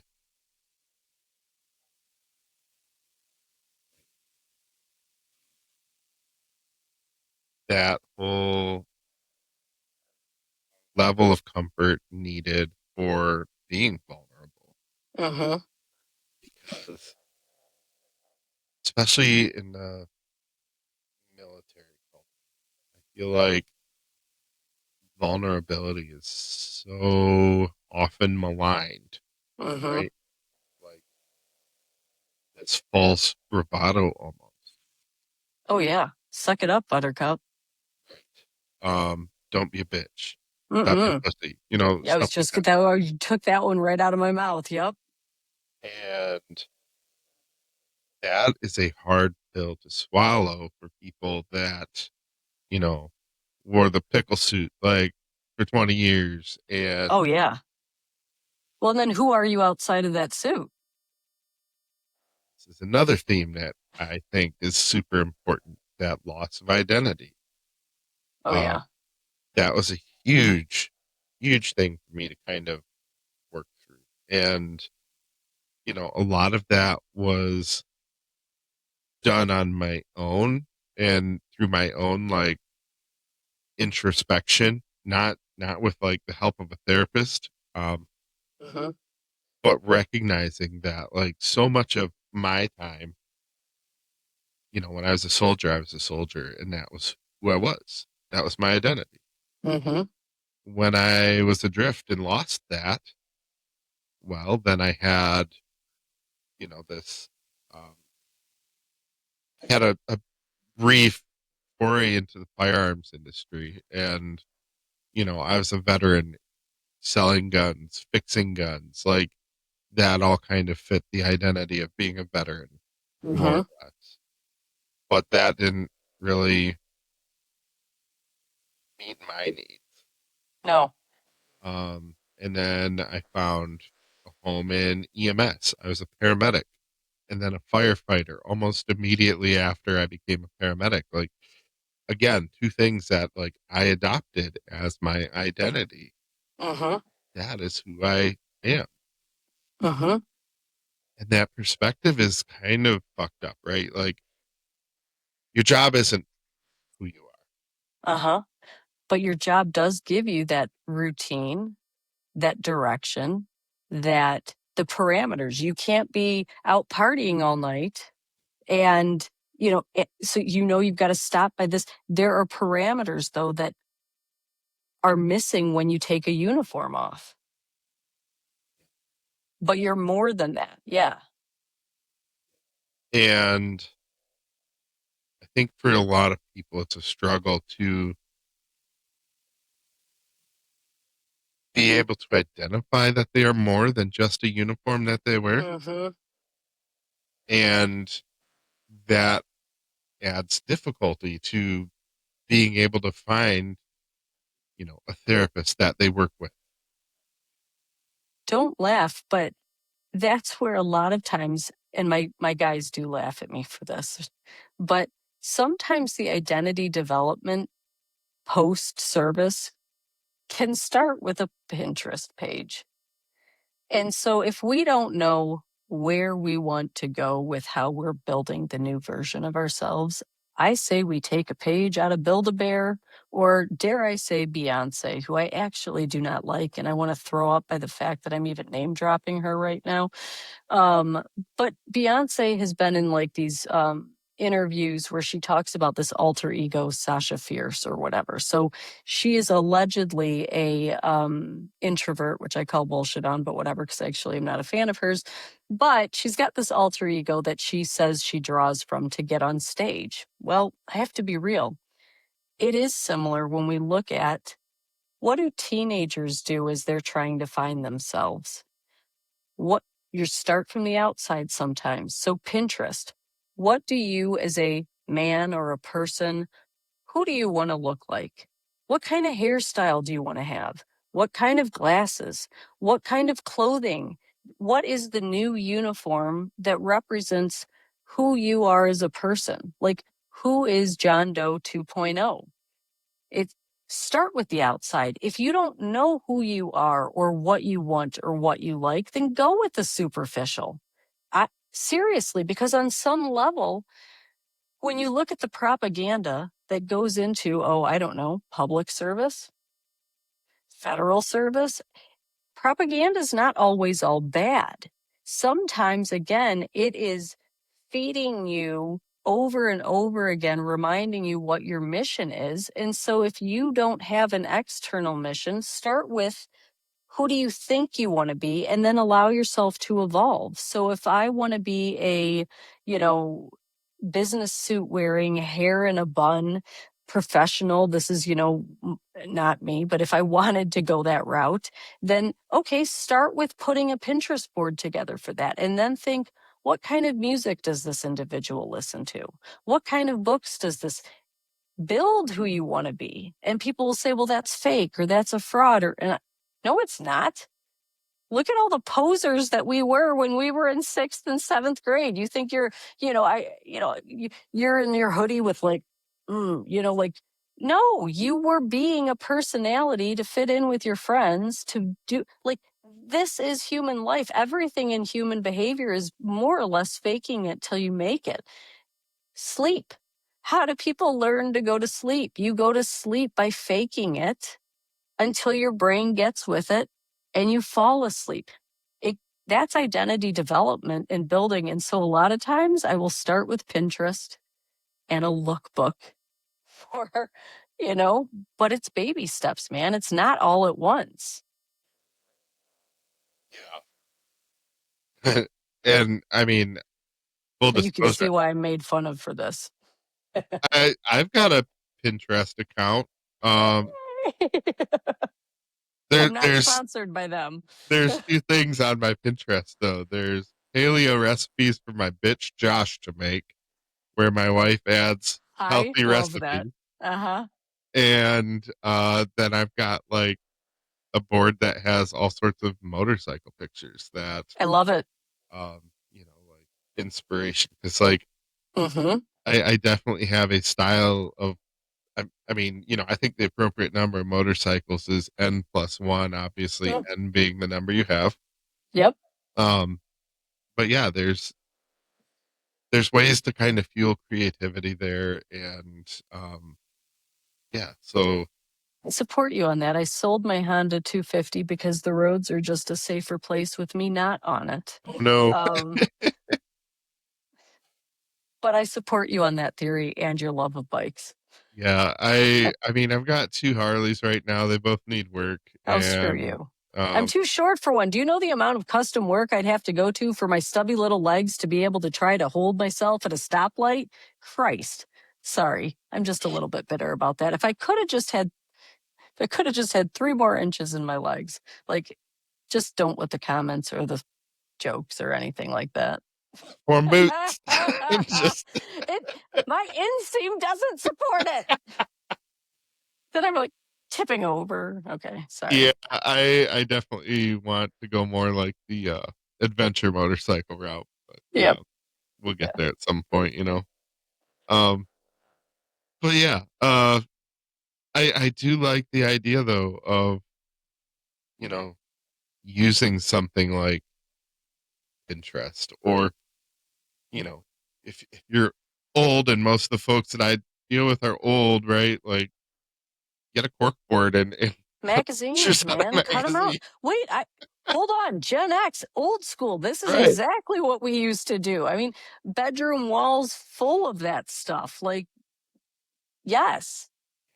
Like looking at the walls of my youngest daughter's room, it is covered with pictures of K-pop artists. Like both my kids are so hard into the K-pop culture and everything like Korean, and Yep, it's hilarious. They were on spring it break is. this week and they binged Korean dramas, and My husband and my kid are on that page. Just, I can't. I mean, I lived in Korea for a year while I was in the army, and while I don't have a lot of clear memories of it, I definitely loved it there. I loved the food. Yeah. I was Oh, the pretty South Korean airport's one of the best airports I've had a layover in. That food there is If the airport food is magnificent, what is that? yeah, you're missing out if you can't get out to Ajima's little shop, I like have not been able to. man. Although there's some really good Korean places over by Detroit, Southfield in particular. Yes, sir. Um, Yep. my reserve unit was actually based in Southfield, and so when we would go over there for whatever, um, I was always going to this one Korean restaurant there right off of Telegraph. And Yeah. There's some solid ones. yeah, it was the bomb. A lot of good Mediterranean food over there too. Yes, sir. Everywhere. Yep. Yeah. No, Detroit, that whole general metro area is just a phenomenal place to We're go if lucky you're with the looking for food. food. Mm-hmm. Yeah. Agreed. Um, yeah. So kind of back to the outline. What has your path to healing looked like? Oh, it's been messy as hell. I think that too frequently people think that it's going to be like linear, like, nope, I would say it's more like a ball of yarn that got unwound, and then maybe a honey badger got to, and then some kittens tried to untangle it. I don't know. I think that what I really wish was that I wish that somebody would have used the analogy that therapy is like a metal ladder, right?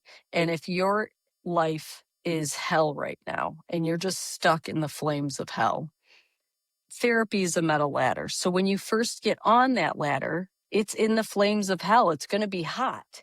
And so you're going to want to jump off that ladder. You're going to want to let go and say, fuck it, this isn't working for me. But if you hang on to that ladder that is therapy and you work your way up, the longer you're in therapy, the less painful that ladder is, the less painful your life is. And that at some point you can then get off that ladder and move forward. Now, is that to say that you wouldn't need a ladder again in your life? No, it's not, because you're not the same person today as you were 10 years ago. You're not going to be the same person 10 years from now. And so even when we talk about grief work, you know, people will say, oh, I've already processed this. That's adorable. You're, I appreciate that. But sometimes we have to reprocess it because the woman I am today is grieving the loss of the mom that's no longer here. And so while I went through that grief when she passed away, I'm a different woman at this point, and now there's still something that's kind of new that's there for me to mourn, that you weren't here for this milestone or this, that happened. And so it's not that like you're screwed, but it's not one and done. It's like anything health related. Diabetes, it's lifestyle changes. Sometimes it's medications, sometimes it's not. But it's health checkups, it's physical activity. My healing process, I think, was a little bit more drawn out than it needed to be, because I think I thought that it was supposed to be put in a box and tidy. You do 6 sessions and then you're done. And, that's a different gripe on a different one for a lot of the things that I know veterans deal with, which is some of the manualized care and being forced into the 6 to 8 boxes or the 6 to 12 boxes. And I do that's a rough one, because that would be awesome if healing did, 6 to 8 and you're out. But that has also not been my experience. Yeah. Well, and so one thing I'd really like to point out, you as a clinician who's been doing this for, you said 25 25 years. years. Like, Yeah. I mean, I don't want to like No. hint toward any age here, right? But Yeah. 25 years of experience, and like you're surprised that it wasn't a short, well laid Well, out path. Well, because I'm surprised that I thought it was for so long. But you know this as much as I do. How many mental health professionals stigmatize mental health themselves sometimes? Like, oh, it's fine for you, but I don't need it. Now, that's my one thing I will say. And I'm not going to apologize for this. I am not throwing shade if you did not have traumas in your life that required you to go to therapy or things along those lines. But I really have to say, if you're a therapist in the field, it's go to therapy just for a handful. Now that's the part where I'm like, get the experience in sitting on the other side of the couch, just to know what does that feel like when you're the patient. Yeah. It feels kind of crucial that you might want to have that in your back pocket. And I have a large number of acquaintances that I would like to, I hope they watch this podcast. Hello. Yes, I am talking to you. Yes. I feel very fortunate because I had hours and hours, maybe hundreds of hours of time on the couch before I came to this. Yep. Right. And yeah, it's super beneficial because, not gonna lie, as a new therapist, like the number of times I'm like, well, let me tell you what my therapist told me back then, Back right? in the day. And like it's funny, but not only am I a little bit of a pack rat, but like I have this note that one of my therapists wrote to me. Like she was very, Yes. very adamant about you need to give yourself some grace. And that is the note Mm-hmm. she left me. Honestly, like I'm gonna name drop here. There's a chance you may know her because she worked for the VA, but Jackie Parrish, she I said, don't, but that doesn't surprise me that was a VA clinician. I love it. and she was an Air Force vet. So I love it. we definitely connected. And the next time I saw her after she had told me that I needed to give myself more grace, she asked, have you Mm-hmm. been giving yourself more grace? Said, well, I bought a Harley and I named it Grace. And That's fantastic. she appreciated it very much. Uh-huh. Uh-huh. This is another plug. Motorcycles are great for mental health. Oh, they sure are if you've got the long enough legs to ride them. I'm sorry, you got No, I'm telling you, screwed. man. I did. Um, but yeah, I the healing process is never a simple one. It's never a No. clear cut path. And you brought up grief work, and I took a phenomenal class on grief when I was at U of M. And there's so many different forms of grief. And you know, you mentioned mourning a mom who's no longer there. That one hits home to my house, right? Like, um, my wife lost her mother when she was in college, Mm-hmm. and so that has been, and it's an ongoing thing. That healing is Mm-hmm. still happening, right? And I found so much value in that grief course because I realized like 95% of what we do as therapists is based in grief or loss of some sort. Mm-hmm. And on some level, that loss or grief is a little more ethereal Like, Yeah. less real, but real enough to justify grieving, right? Mm-hmm.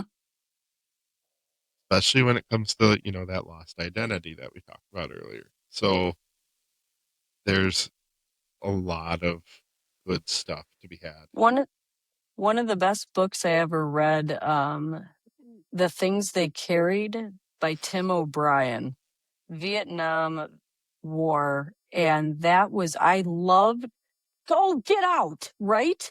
Sorry. That was a life change. And that was one of the first books that I read when I was younger. That one, just the things they carried, literally, metaphorically, spiritually, like, I should not be shocked that that is sitting on your desk.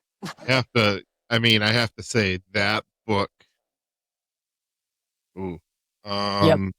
that one came at a crucial point for me. Mm.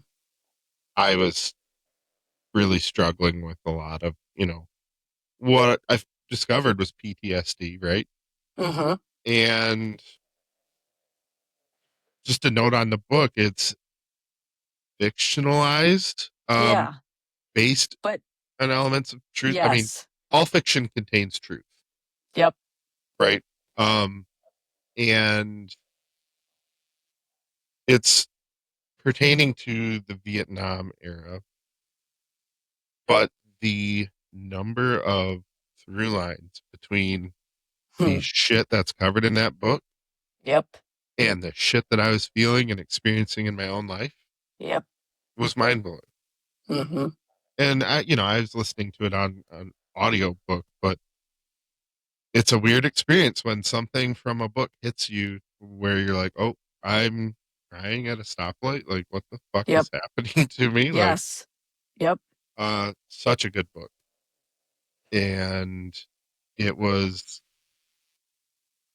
kind of a prompting thing for me to begin some of that healing work. Downrange to Iraq and Back by Cantrell, Cantrell, for your listeners. It's not quite as poignant, but it is a incredible book, for a more updated experience. And then honestly, On Combat and On Killing by Lieutenant Colonel Grossman. I know you own those. I'm not even, yep, that's those. If you are a veteran or working with veterans, or these are some of my essential staples that I would say. I have not read On Combat, but On Killing is definitely, um, there's a lot, there. Yeah, that's a trigger warning, I would say, maybe as well for people. So, It's funny.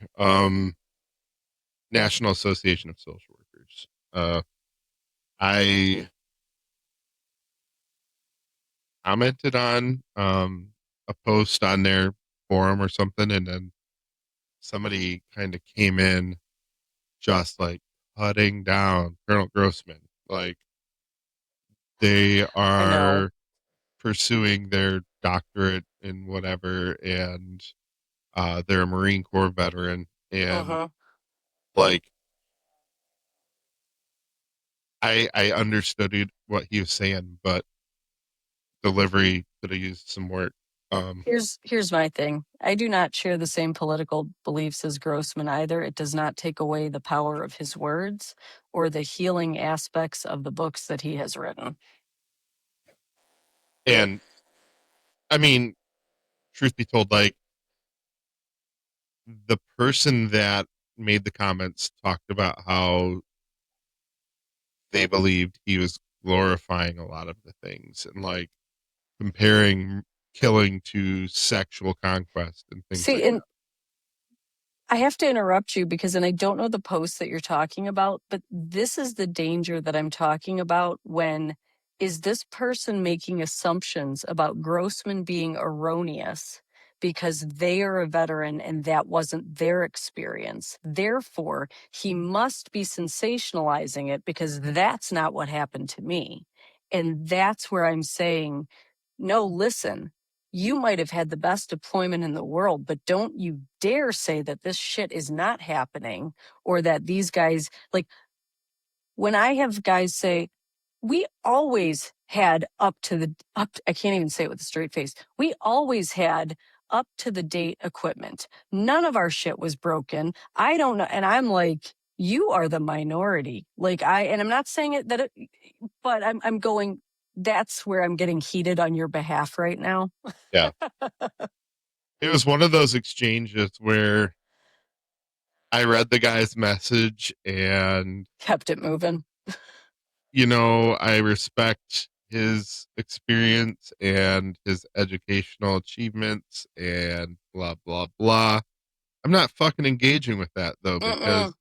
your premise, in my opinion, was so far off the fucking mark here that We're not even having the same conversation. no. Yep, I And agree. it's hilarious because, like, disclaimer, I love the field of social work. I love what we do. I Yes. love promoting, social justice, advancing, the efforts of people that are disadvantaged Yes. and underrepresented. Social work can way too often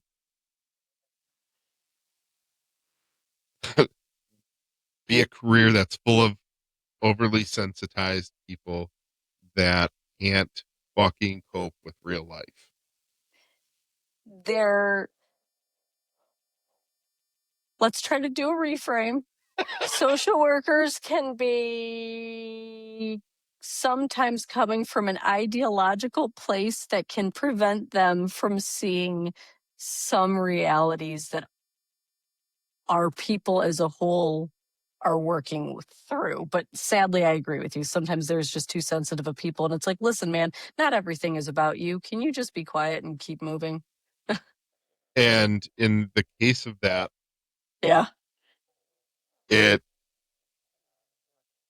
the thing that maybe made me want to, like, jump in Yeah. was that other young social workers still developing their opinions of world and Yes. other people's experiences see his Yes. credentials, and they're like, oh, thank Oh, you very much, like, yep. fucking wrote that No. author off, like, Yep. And honestly, you can't write not those two books. If you're doing any, especially if you're a civilian and you're doing it, like, you have to ingrain yourself, find out what are the books that go into the military training. Surround yourself with those if you're not taking courses. And that's where I have to admit, sorry to plug the VA-ish, they do a really good job of military cultural competency and military specific training in a way that you don't always see in the community. yeah. Um, and this I kind would of have, yeah. brings up I took a CE class, right? I'm limited Uh-oh. license. I don't need to worry Yeah. too much about C's right now. But it was about working with veterans. Uh-oh. And I was like, sweet, I want to go participate in this class. And Oh no. it was one of those things that, like, okay, I was the only veteran in the class to include the person teaching. Like, Whoa, wait, what? the person teaching had worked at the VA. That was their No. experience. Were they a family And member or I don't even okay, I'm going to remember, shut up. but, like, Go I on. made one contribution to discussion, and, like, it was kind of like, oh, okay, like, just kind of brushed off. And I'm like, checked the fuck out. Like, I didn't even bother doing, like, the assessment at the end of the class to Nope. make sure I get credit. Like, I don't want that Nope. credit. Yep. Nope. I don't do cultural competency trainings on veterans health. I don't. I have a lot of veteran friends that I can link people to provide those trainings. I thought it was very Yep. lackluster. And track record on CE classes that I've taken is not great right now, because I took one like a week or two ago on marijuana and psychedelic use in the mental health space. And I came away from that appalled at what the message was there. I am so sorry. that has been my experience as well, as far as hit or miss with the CEUs. It is hit or miss. Yeah. Just summary on that marijuana and psychedelics. I'm afraid. There is no safe dose, and abstinence is always the right answer. Like, this was not what I expected. That's kind of contrary to a lot of the research going on in some of the trauma realms. Okay, so I'm just going to be quiet there because I'm not an expert in that, but that does feel like an awfully broad brushstroke to paint. And it's funny because being here in Michigan, right, we have legalized recreational marijuana use. There are plenty of municipalities, well, not plenty, but there's a couple municipalities that have There's a growing number. decriminalized, Yep. right? Decriminalized, Psychedelics. Ann Arbor. You can go to Ann Arbor and pick up some shrooms from a dispensary, and Yep. that is one particular area of focus that I want to spend more time and research. Um, and so taking this course, which was a national one, was very interesting. And there was a recent literature review that came out that claimed there's no benefit to any of these substances in the treatment of, depression, anxiety, or PTSD. And people in the comments were talking about this study, and I'm like, did any of you motherfuckers read it? Because you know as well as I do when we're talking about medical topics, Oh my the God. research that you rely on, it had better not be older than 5 years.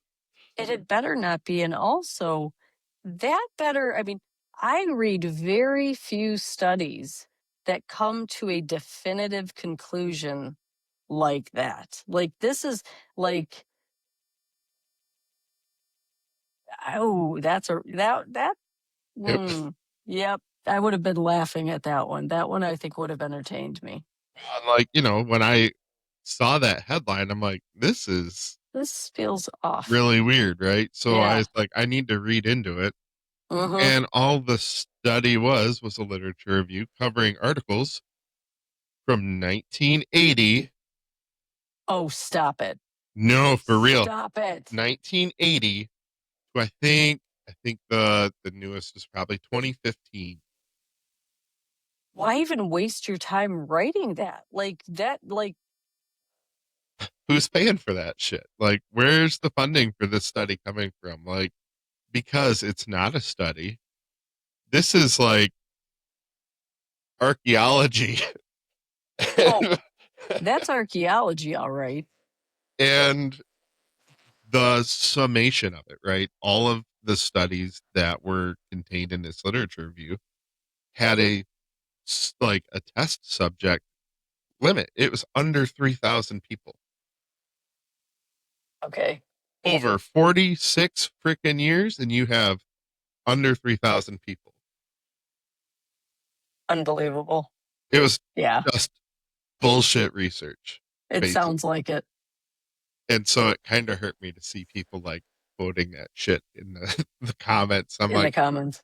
nope, I checked out of that one too. Like, we're not. Yep. You're like, not worth and I'm done. Yeah. Man, sorry about the rabbit trail. No, are you kidding me? Please. I'm always down to follow. Yeah. So, I mean, we're kind of at the end of our outline here. And like I mentioned, I kind of wanted to go back and talk more about the movie experience. It was really just amazing. I mean, what I think was most amazing was when he started meeting with my guys and following me into groups and things like that. Like, he really listened. This is where I have to admit, he heard the stories. And then I have to admit, I did not expect it to be so painful watching the movie to then hear my guys' stories being woven into the storyline or becoming the storyline. That was a different experience that took me off guard. Like, one of the first times that I had seen the movie was in public, and I was like, oh, I do not have enough Kleenex to sit through this.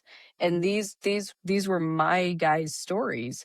Then there was also the embarrassment of, man, did he really capture a lot of stuff that went on, in my life, or even like baking cookies to like be like, I hope these guys like me, because it was like an all male Vietnam veterans group, and it was my first day of running that group. And then I was a baby therapist at the time, and That like was the whole legit. experience, that was legit. Oh no, it was then when, yes. And even my spawn, when she's watching, the movie, and she's like, oh, I know you said that. And I'm like, that's actually a lighter version of what I said.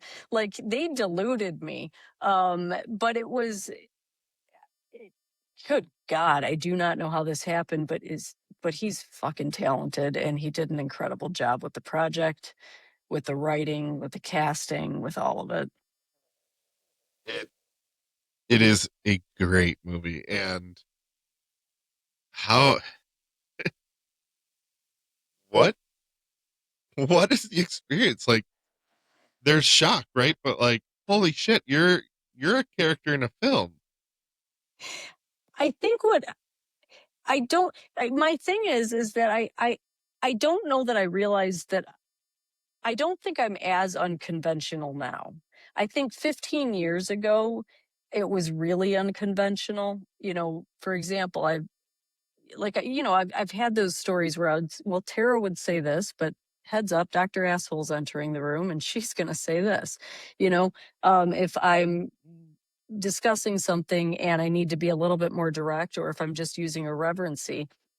But the experience was, I mean, it was just surreal. I was like, it was weird seeing people build this trust and confidence in him, in what he was doing, because they knew that there was hope in their message and their pain. And to be a part of that process, to have these individuals openly share their story while they're healing, trusting all of the confidentiality that went into this, and the forms, and then the fact that they did get big VACO to sign off on all of this, and the trust that occurred between, big VA and the Detroit PAOs and all of this jazz. And it's surreal is the word. But what I love is the fact that this is a movie that I actually recommend.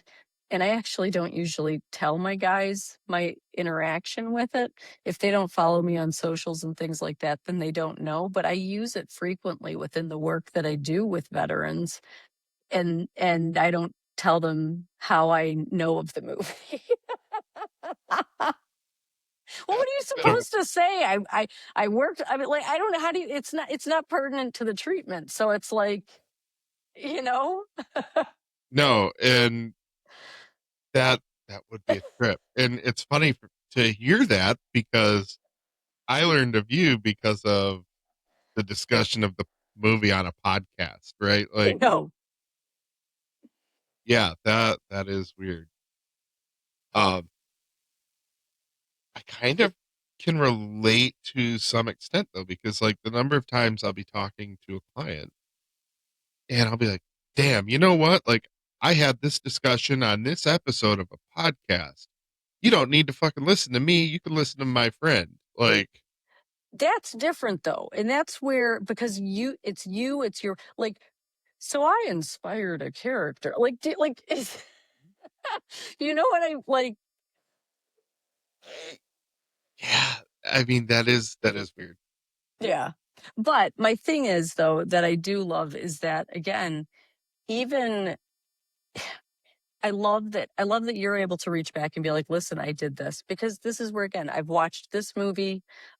This project came out. And what I liked about what he nailed with this, again, just like you've been asking about my own healing and things like this, but that movie, that healing was a mess in there. Like, there was an arc, there was a circuit, even how it ends with, what's next and some of this stuff. Like, healing's not linear. The movie isn't linear. And it's an experience that I'm very thankful for, and I'm honored to have been a part of. I mean, if people have not seen it, again, it is maybe a trigger warning for some sensitivity. It deals with PTSD, deals with trauma, growth. But my God, if you are feeling isolated, it is one of those movies to go, okay, everyone has a story when they're coming back. What are they coming back from? What's going on? And it makes the world, I think, a little bit less isolating for veterans, adding to that component of what resources do they have when they come back. And so if it's not a person, maybe a movie can save a life.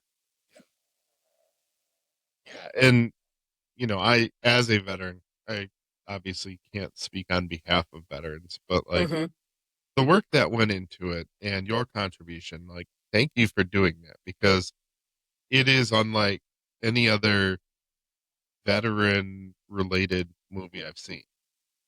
Here's what my thing is, my own experience in therapy. If I was sitting across from somebody and they sat back and were like, tell me how that makes you feel, that would make me feel like slapping them. And yes, I do have anger issues. I own it. But I'm also proof that therapy works and you too can get control of your Hulk. So my point is, again, that chemistry is a real thing.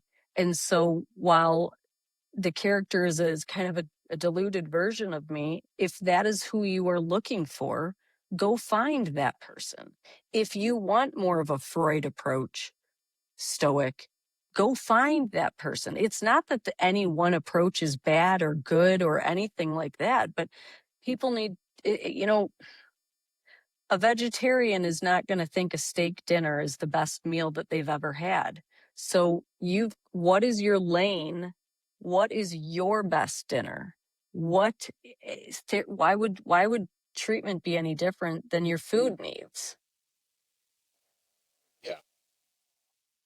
No, that's a really good way to put it. And again, I cannot encourage people enough to be confident and comfortable enough in, especially when engaging with VA, like advocate on your own behalf. Like this is not the clinician that's working. On that note, I also know that the VA gets a bad rep for having so many groups. And full disclosure, when I first started as a therapist, I hated groups. It's a lot to handle. I feel like I can't individualize, blah, blah, blah.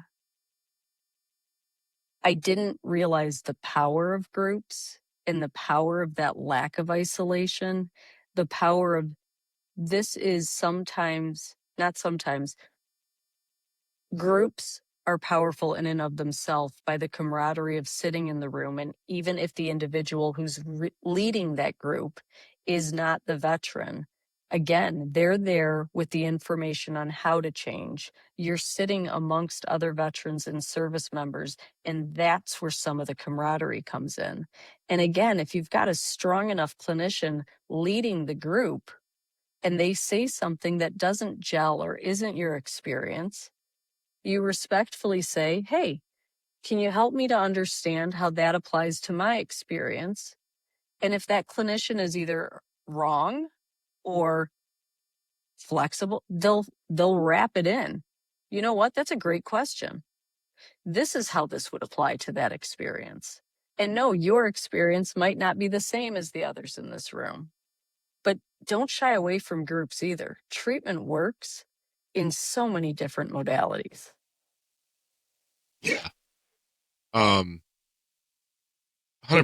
And sometimes I think the group thing is also intimidating, right? Because like, oh, I've got to go sit in a room with a bunch of other asshole vets and talk about my feelings. Well, fuck that. Like, I'll just go to the VFW and get a beer and Yeah, do my shit do the there. same. Yep. And that's not to discount the option of sitting at the VFW and having a Correct. beer, right? Yep. Um, I feel like I'm obligated to be like, well, let's be real careful when including alcohol.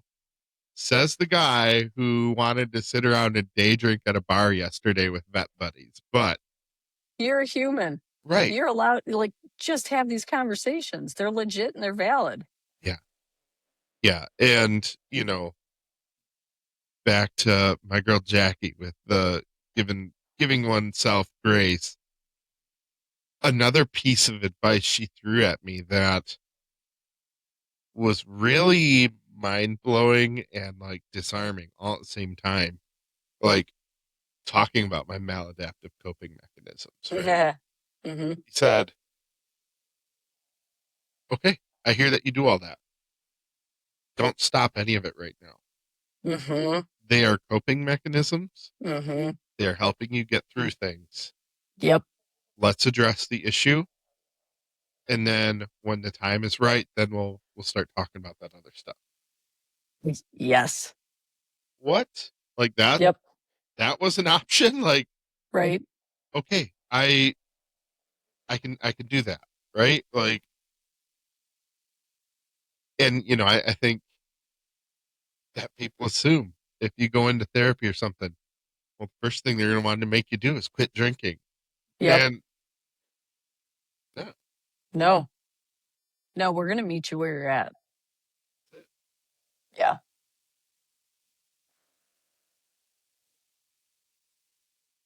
what what has it been like for you doing all the press pushes and stuff for the movie? Uncomfortable as hell. I was a photographer that's behind the camera. I had a stint with, radio news. That's no camera. That's not me talking. It's reporting on people. So it has been another growth experience. But on the flip side or the positive side, frankly, the message of the movie, and again, getting that out there, my life has been dedicated, career wise to studying human behavior, trauma, suicide prevention. And this is just one more tool in that basket. And it delivers the message to more people than I ever would have been able to on my own. And so for that, I'm also thankful that somebody who maybe lives too rural to access some care. Well, again, sometimes you've got to build your own program. If you don't have AA near you, you might pull up books, Quitlet. You might listen to podcasts, listen to movies. Well, they might set up their own PTSD treatment where they're reading trauma books, reading mental health military studies, reading and watching movies like this. You do what you can with what you have. I think that's a quality that all veterans can immediately relate to. Mm-hmm. Like, we're built on getting by on a paucity of supplies, right? Like, we don't have shit. We're gonna carry out and You're going to MacGyver it. do the Yep. thing anyway, right? Uh, how many podcasts would you say you've done now? Oh God, you know what? I'll be honest. I don't go back and listen to them. Sorry, I will not go back and listen to this. I don't know. I and it's I don't know. That means it's been too many. I'm sorry. Thanks for doing one more. No, are you kidding me? Like I said, this is not going to be our last interaction. We both know it. You are good people, my friend, and I'm going to be really excited to turn the tables on you in the future. I'm gonna be super hesitant and uncomfortable about it. I love it. Yeah, we've covered a lot of ground, Yeah, and I feel like we've done it in a relatively short time. we have. It's been great, though. I really do appreciate this. What did we not discuss that you were hoping to discuss or thought could have added to the conversation? I think a takeaway would be when people are suffering or struggling or in pain or even not knowing what they're going through, but maybe they're so paralyzed that they can't clock what's happening to them, that they just think treatment's not going to work. And that's where I'm saying no. The first person you reach out to, you might not connect with. The first medication you take, might have some side effects or might not be the wonder drug that you hoped it would be. But like for me, I have a serious memento mori philosophy of, remember we're mortal. Remember this is your one life that we know of. And so I don't if the people I'm working with, I want them to live without regret. And so while it can be really painful to change, if nothing changes, nothing changes. So do you want to keep this pain, or is it possible that there's less pain? And I know the fear of more pain can be absolutely overwhelming. But if you've got the right team and providers, you're not doing it alone. And again, just that metal ladder analogy, that pain is time limited. And also, shithead, if you are a veteran and you have suited up and booted up, you survived boot camp, okay? Like, can we just, and I know that there, like, and then other things, trust and believe this doesn't have to be your life. Like, it just doesn't. And you owe yourself that chance. And if you've lost people overseas, then you owe them that because they didn't get that chance. So I will say one last time, you suck it up, Buttercup, and fucking make the phone call 911 or 988, or find a therapist or therapy approach that works for you, or life coaching. I mean, I've found that there are some people who really struggled to come in for therapy. So I did an integrative advising lane, which is like an email life coaching section for people who either are working third shift or they are not able to be vulnerable enough to say what they want to say. And so asynchronous emailing back and forth with me has been something that I've started to do for people that has been ridiculously successful to at least get them out of isolation and start coming towards, okay, now I can do a virtual session. Now I can come in once a month. Like, whatever you think therapy is, it doesn't necessarily have to be that. And we work for you. So give us your feedback on what you're looking for.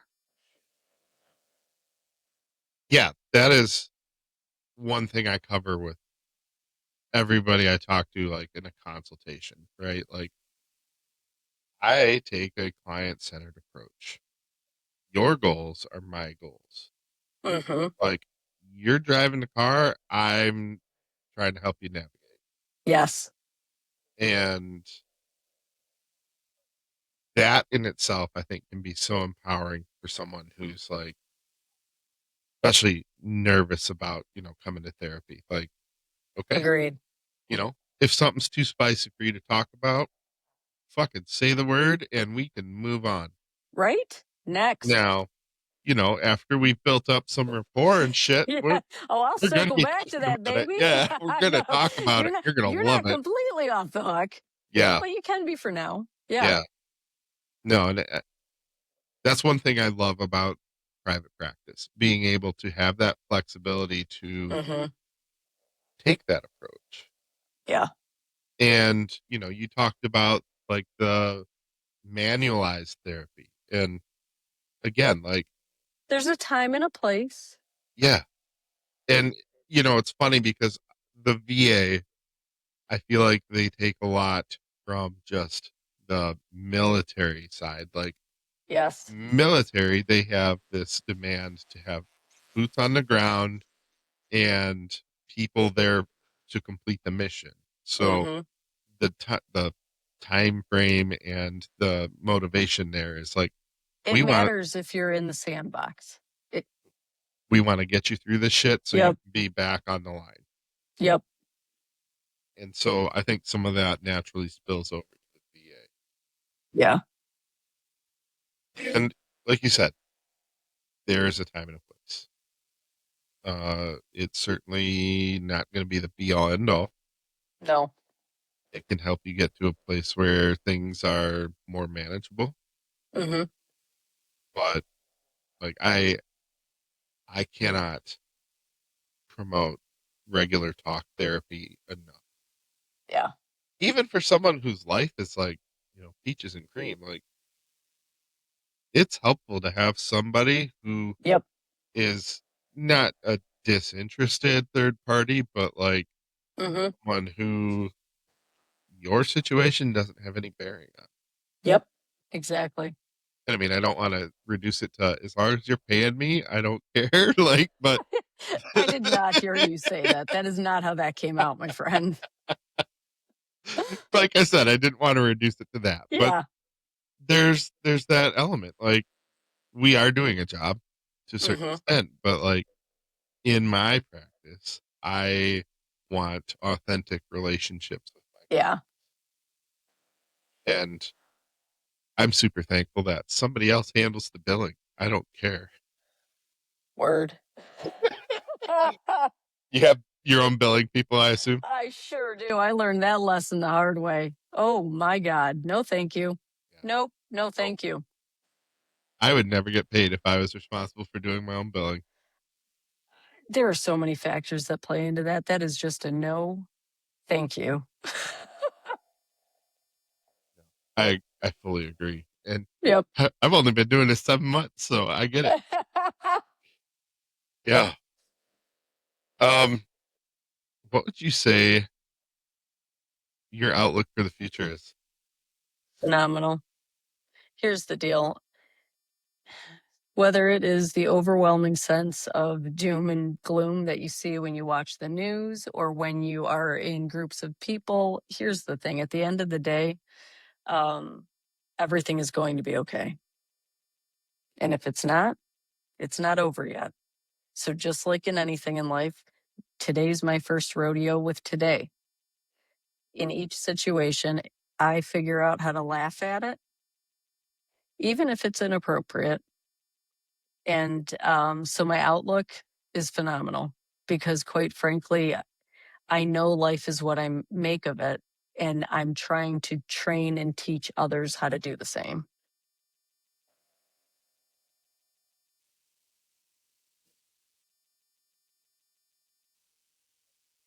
How long would you say it took you to get to that perspective? I think that it's one of those. I don't think I really hit that till probably my mid-30s. I really, when I say ego work, it took me a really long time to be able to be in a situation and go, wait a minute, am I assuming this is about me? This might have nothing to do with me. And spoiler alert, more often than not, it did not have anything to do with me. So once I was able to go, like, I learned later in life that if I had a violent reaction, no, or I don't want that, or what are you saying? What is that dinging? Why am I being triggered? What is that about? And so that's where, again, give grace, laugh often, and realize that this is potentially the one life we have. So live it without regret. That's kind of my course trajectory, or at least the boat that I'm in, and trying not to capsize depending on the day, but we're still sailing forward. Interesting from my seat to hear certain themes come from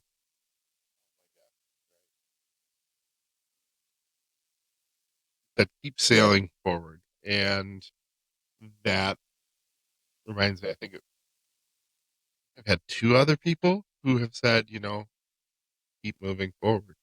Mm, Buddy Adam, I think episode 3, um, he has forward with an arrow tattooed on his mm-hmm, forearm. Like just that reminder, like mm-hmm, have to keep pushing. Episode 2, Kevin, he said keep grinding, mm-hmm. or keep hammering something. And it's this idea we cannot stagnate. No, you can't. And again, also careful what you're looking for, because again, with my tagline, embracing the dark and kind of becoming your own light, we don't always have to be a light. Are you a monkey that is being told that you are terrible because you are hanging out with goldfish? well, you're not going to swim as well as a goldfish. But if you're a goldfish hanging out with monkeys and you feel like shit because you can't climb a tree well as they do, then you either need to figure out what resources do you need to do to build yourself a monkey suit, or do you need to figure out how to go back into the water? And that's kind of life. It's not that monkeys and goldfish can't get along. You just got to have a realistic read on where you're at and figure out what is your drive for why you're staying there.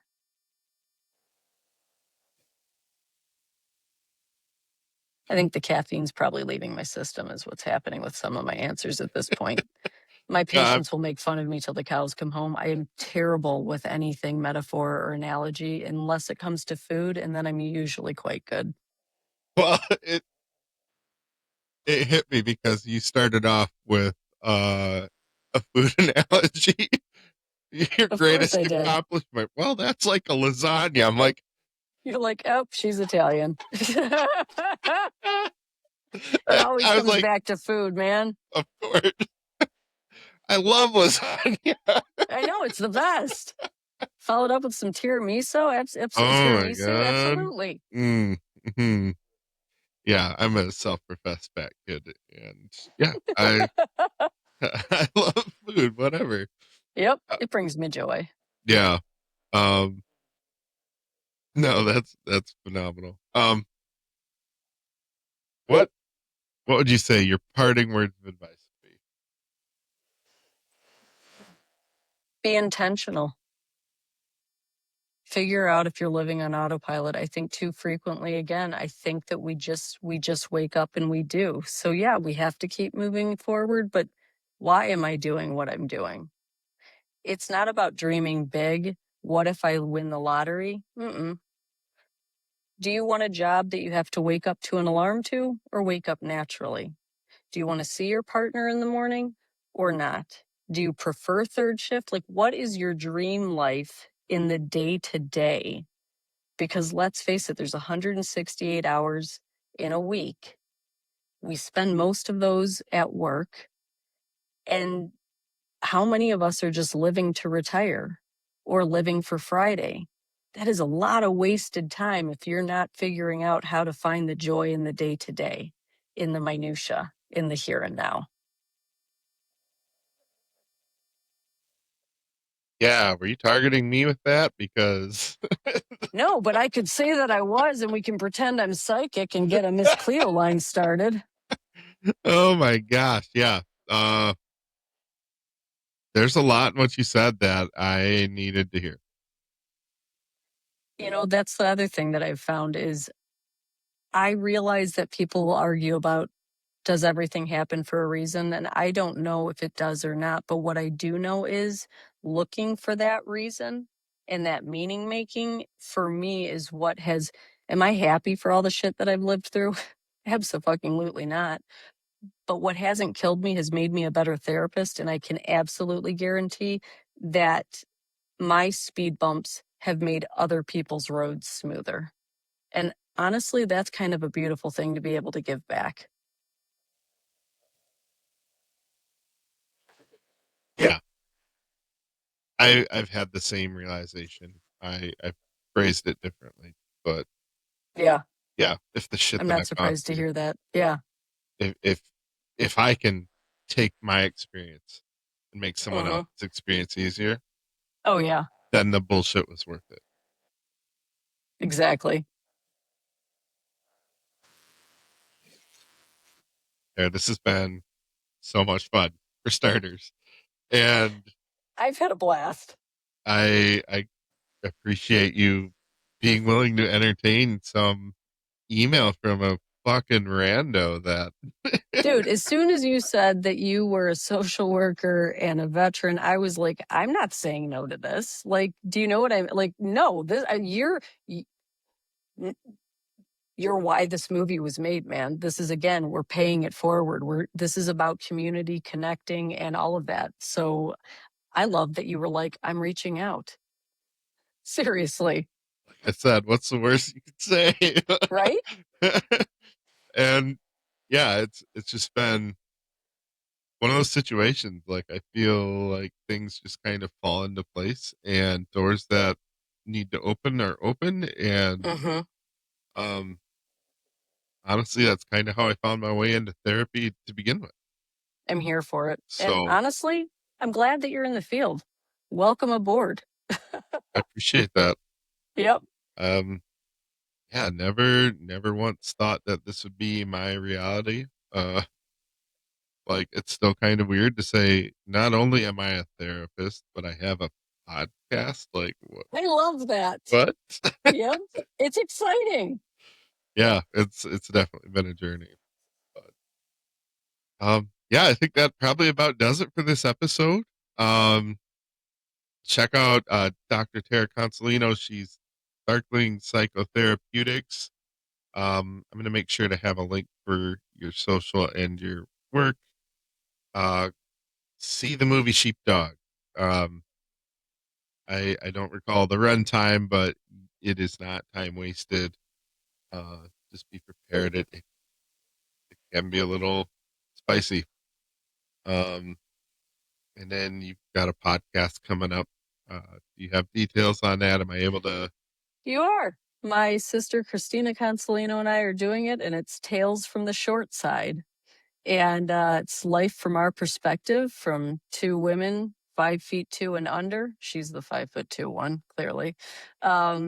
Clocking in at 4'10". But it's basically she's a doctorally prepared physiologist and studied anatomy and does life coaching. And so we're going to be talking about the brain and the body and life and chaos. And as we streamline it, we are looking at a release probably in about 6 months or less. And so I will be hitting you up from that side. I'm already nervous, but You should be, because our first podcast that we did as a trial run was coital coffee talk.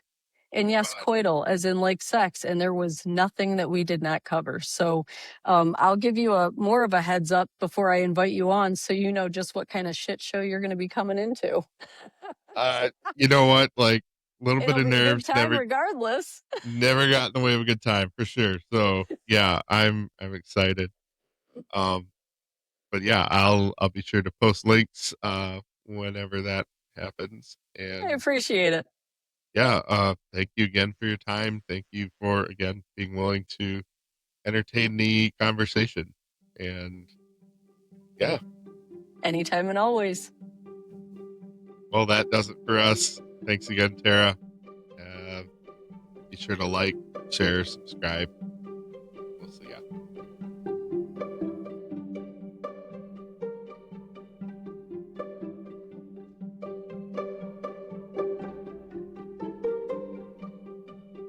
I'm wearing pants, sweatpants, but I'm like, that's not, we don't want to do that type of thing on because, you know, people have recordings, and I'm like, we're not going to be that type of sensation, please. Right? I mean, I guess I don't have an official stance, but if I did, it would be a pants optional podcast. So yeah.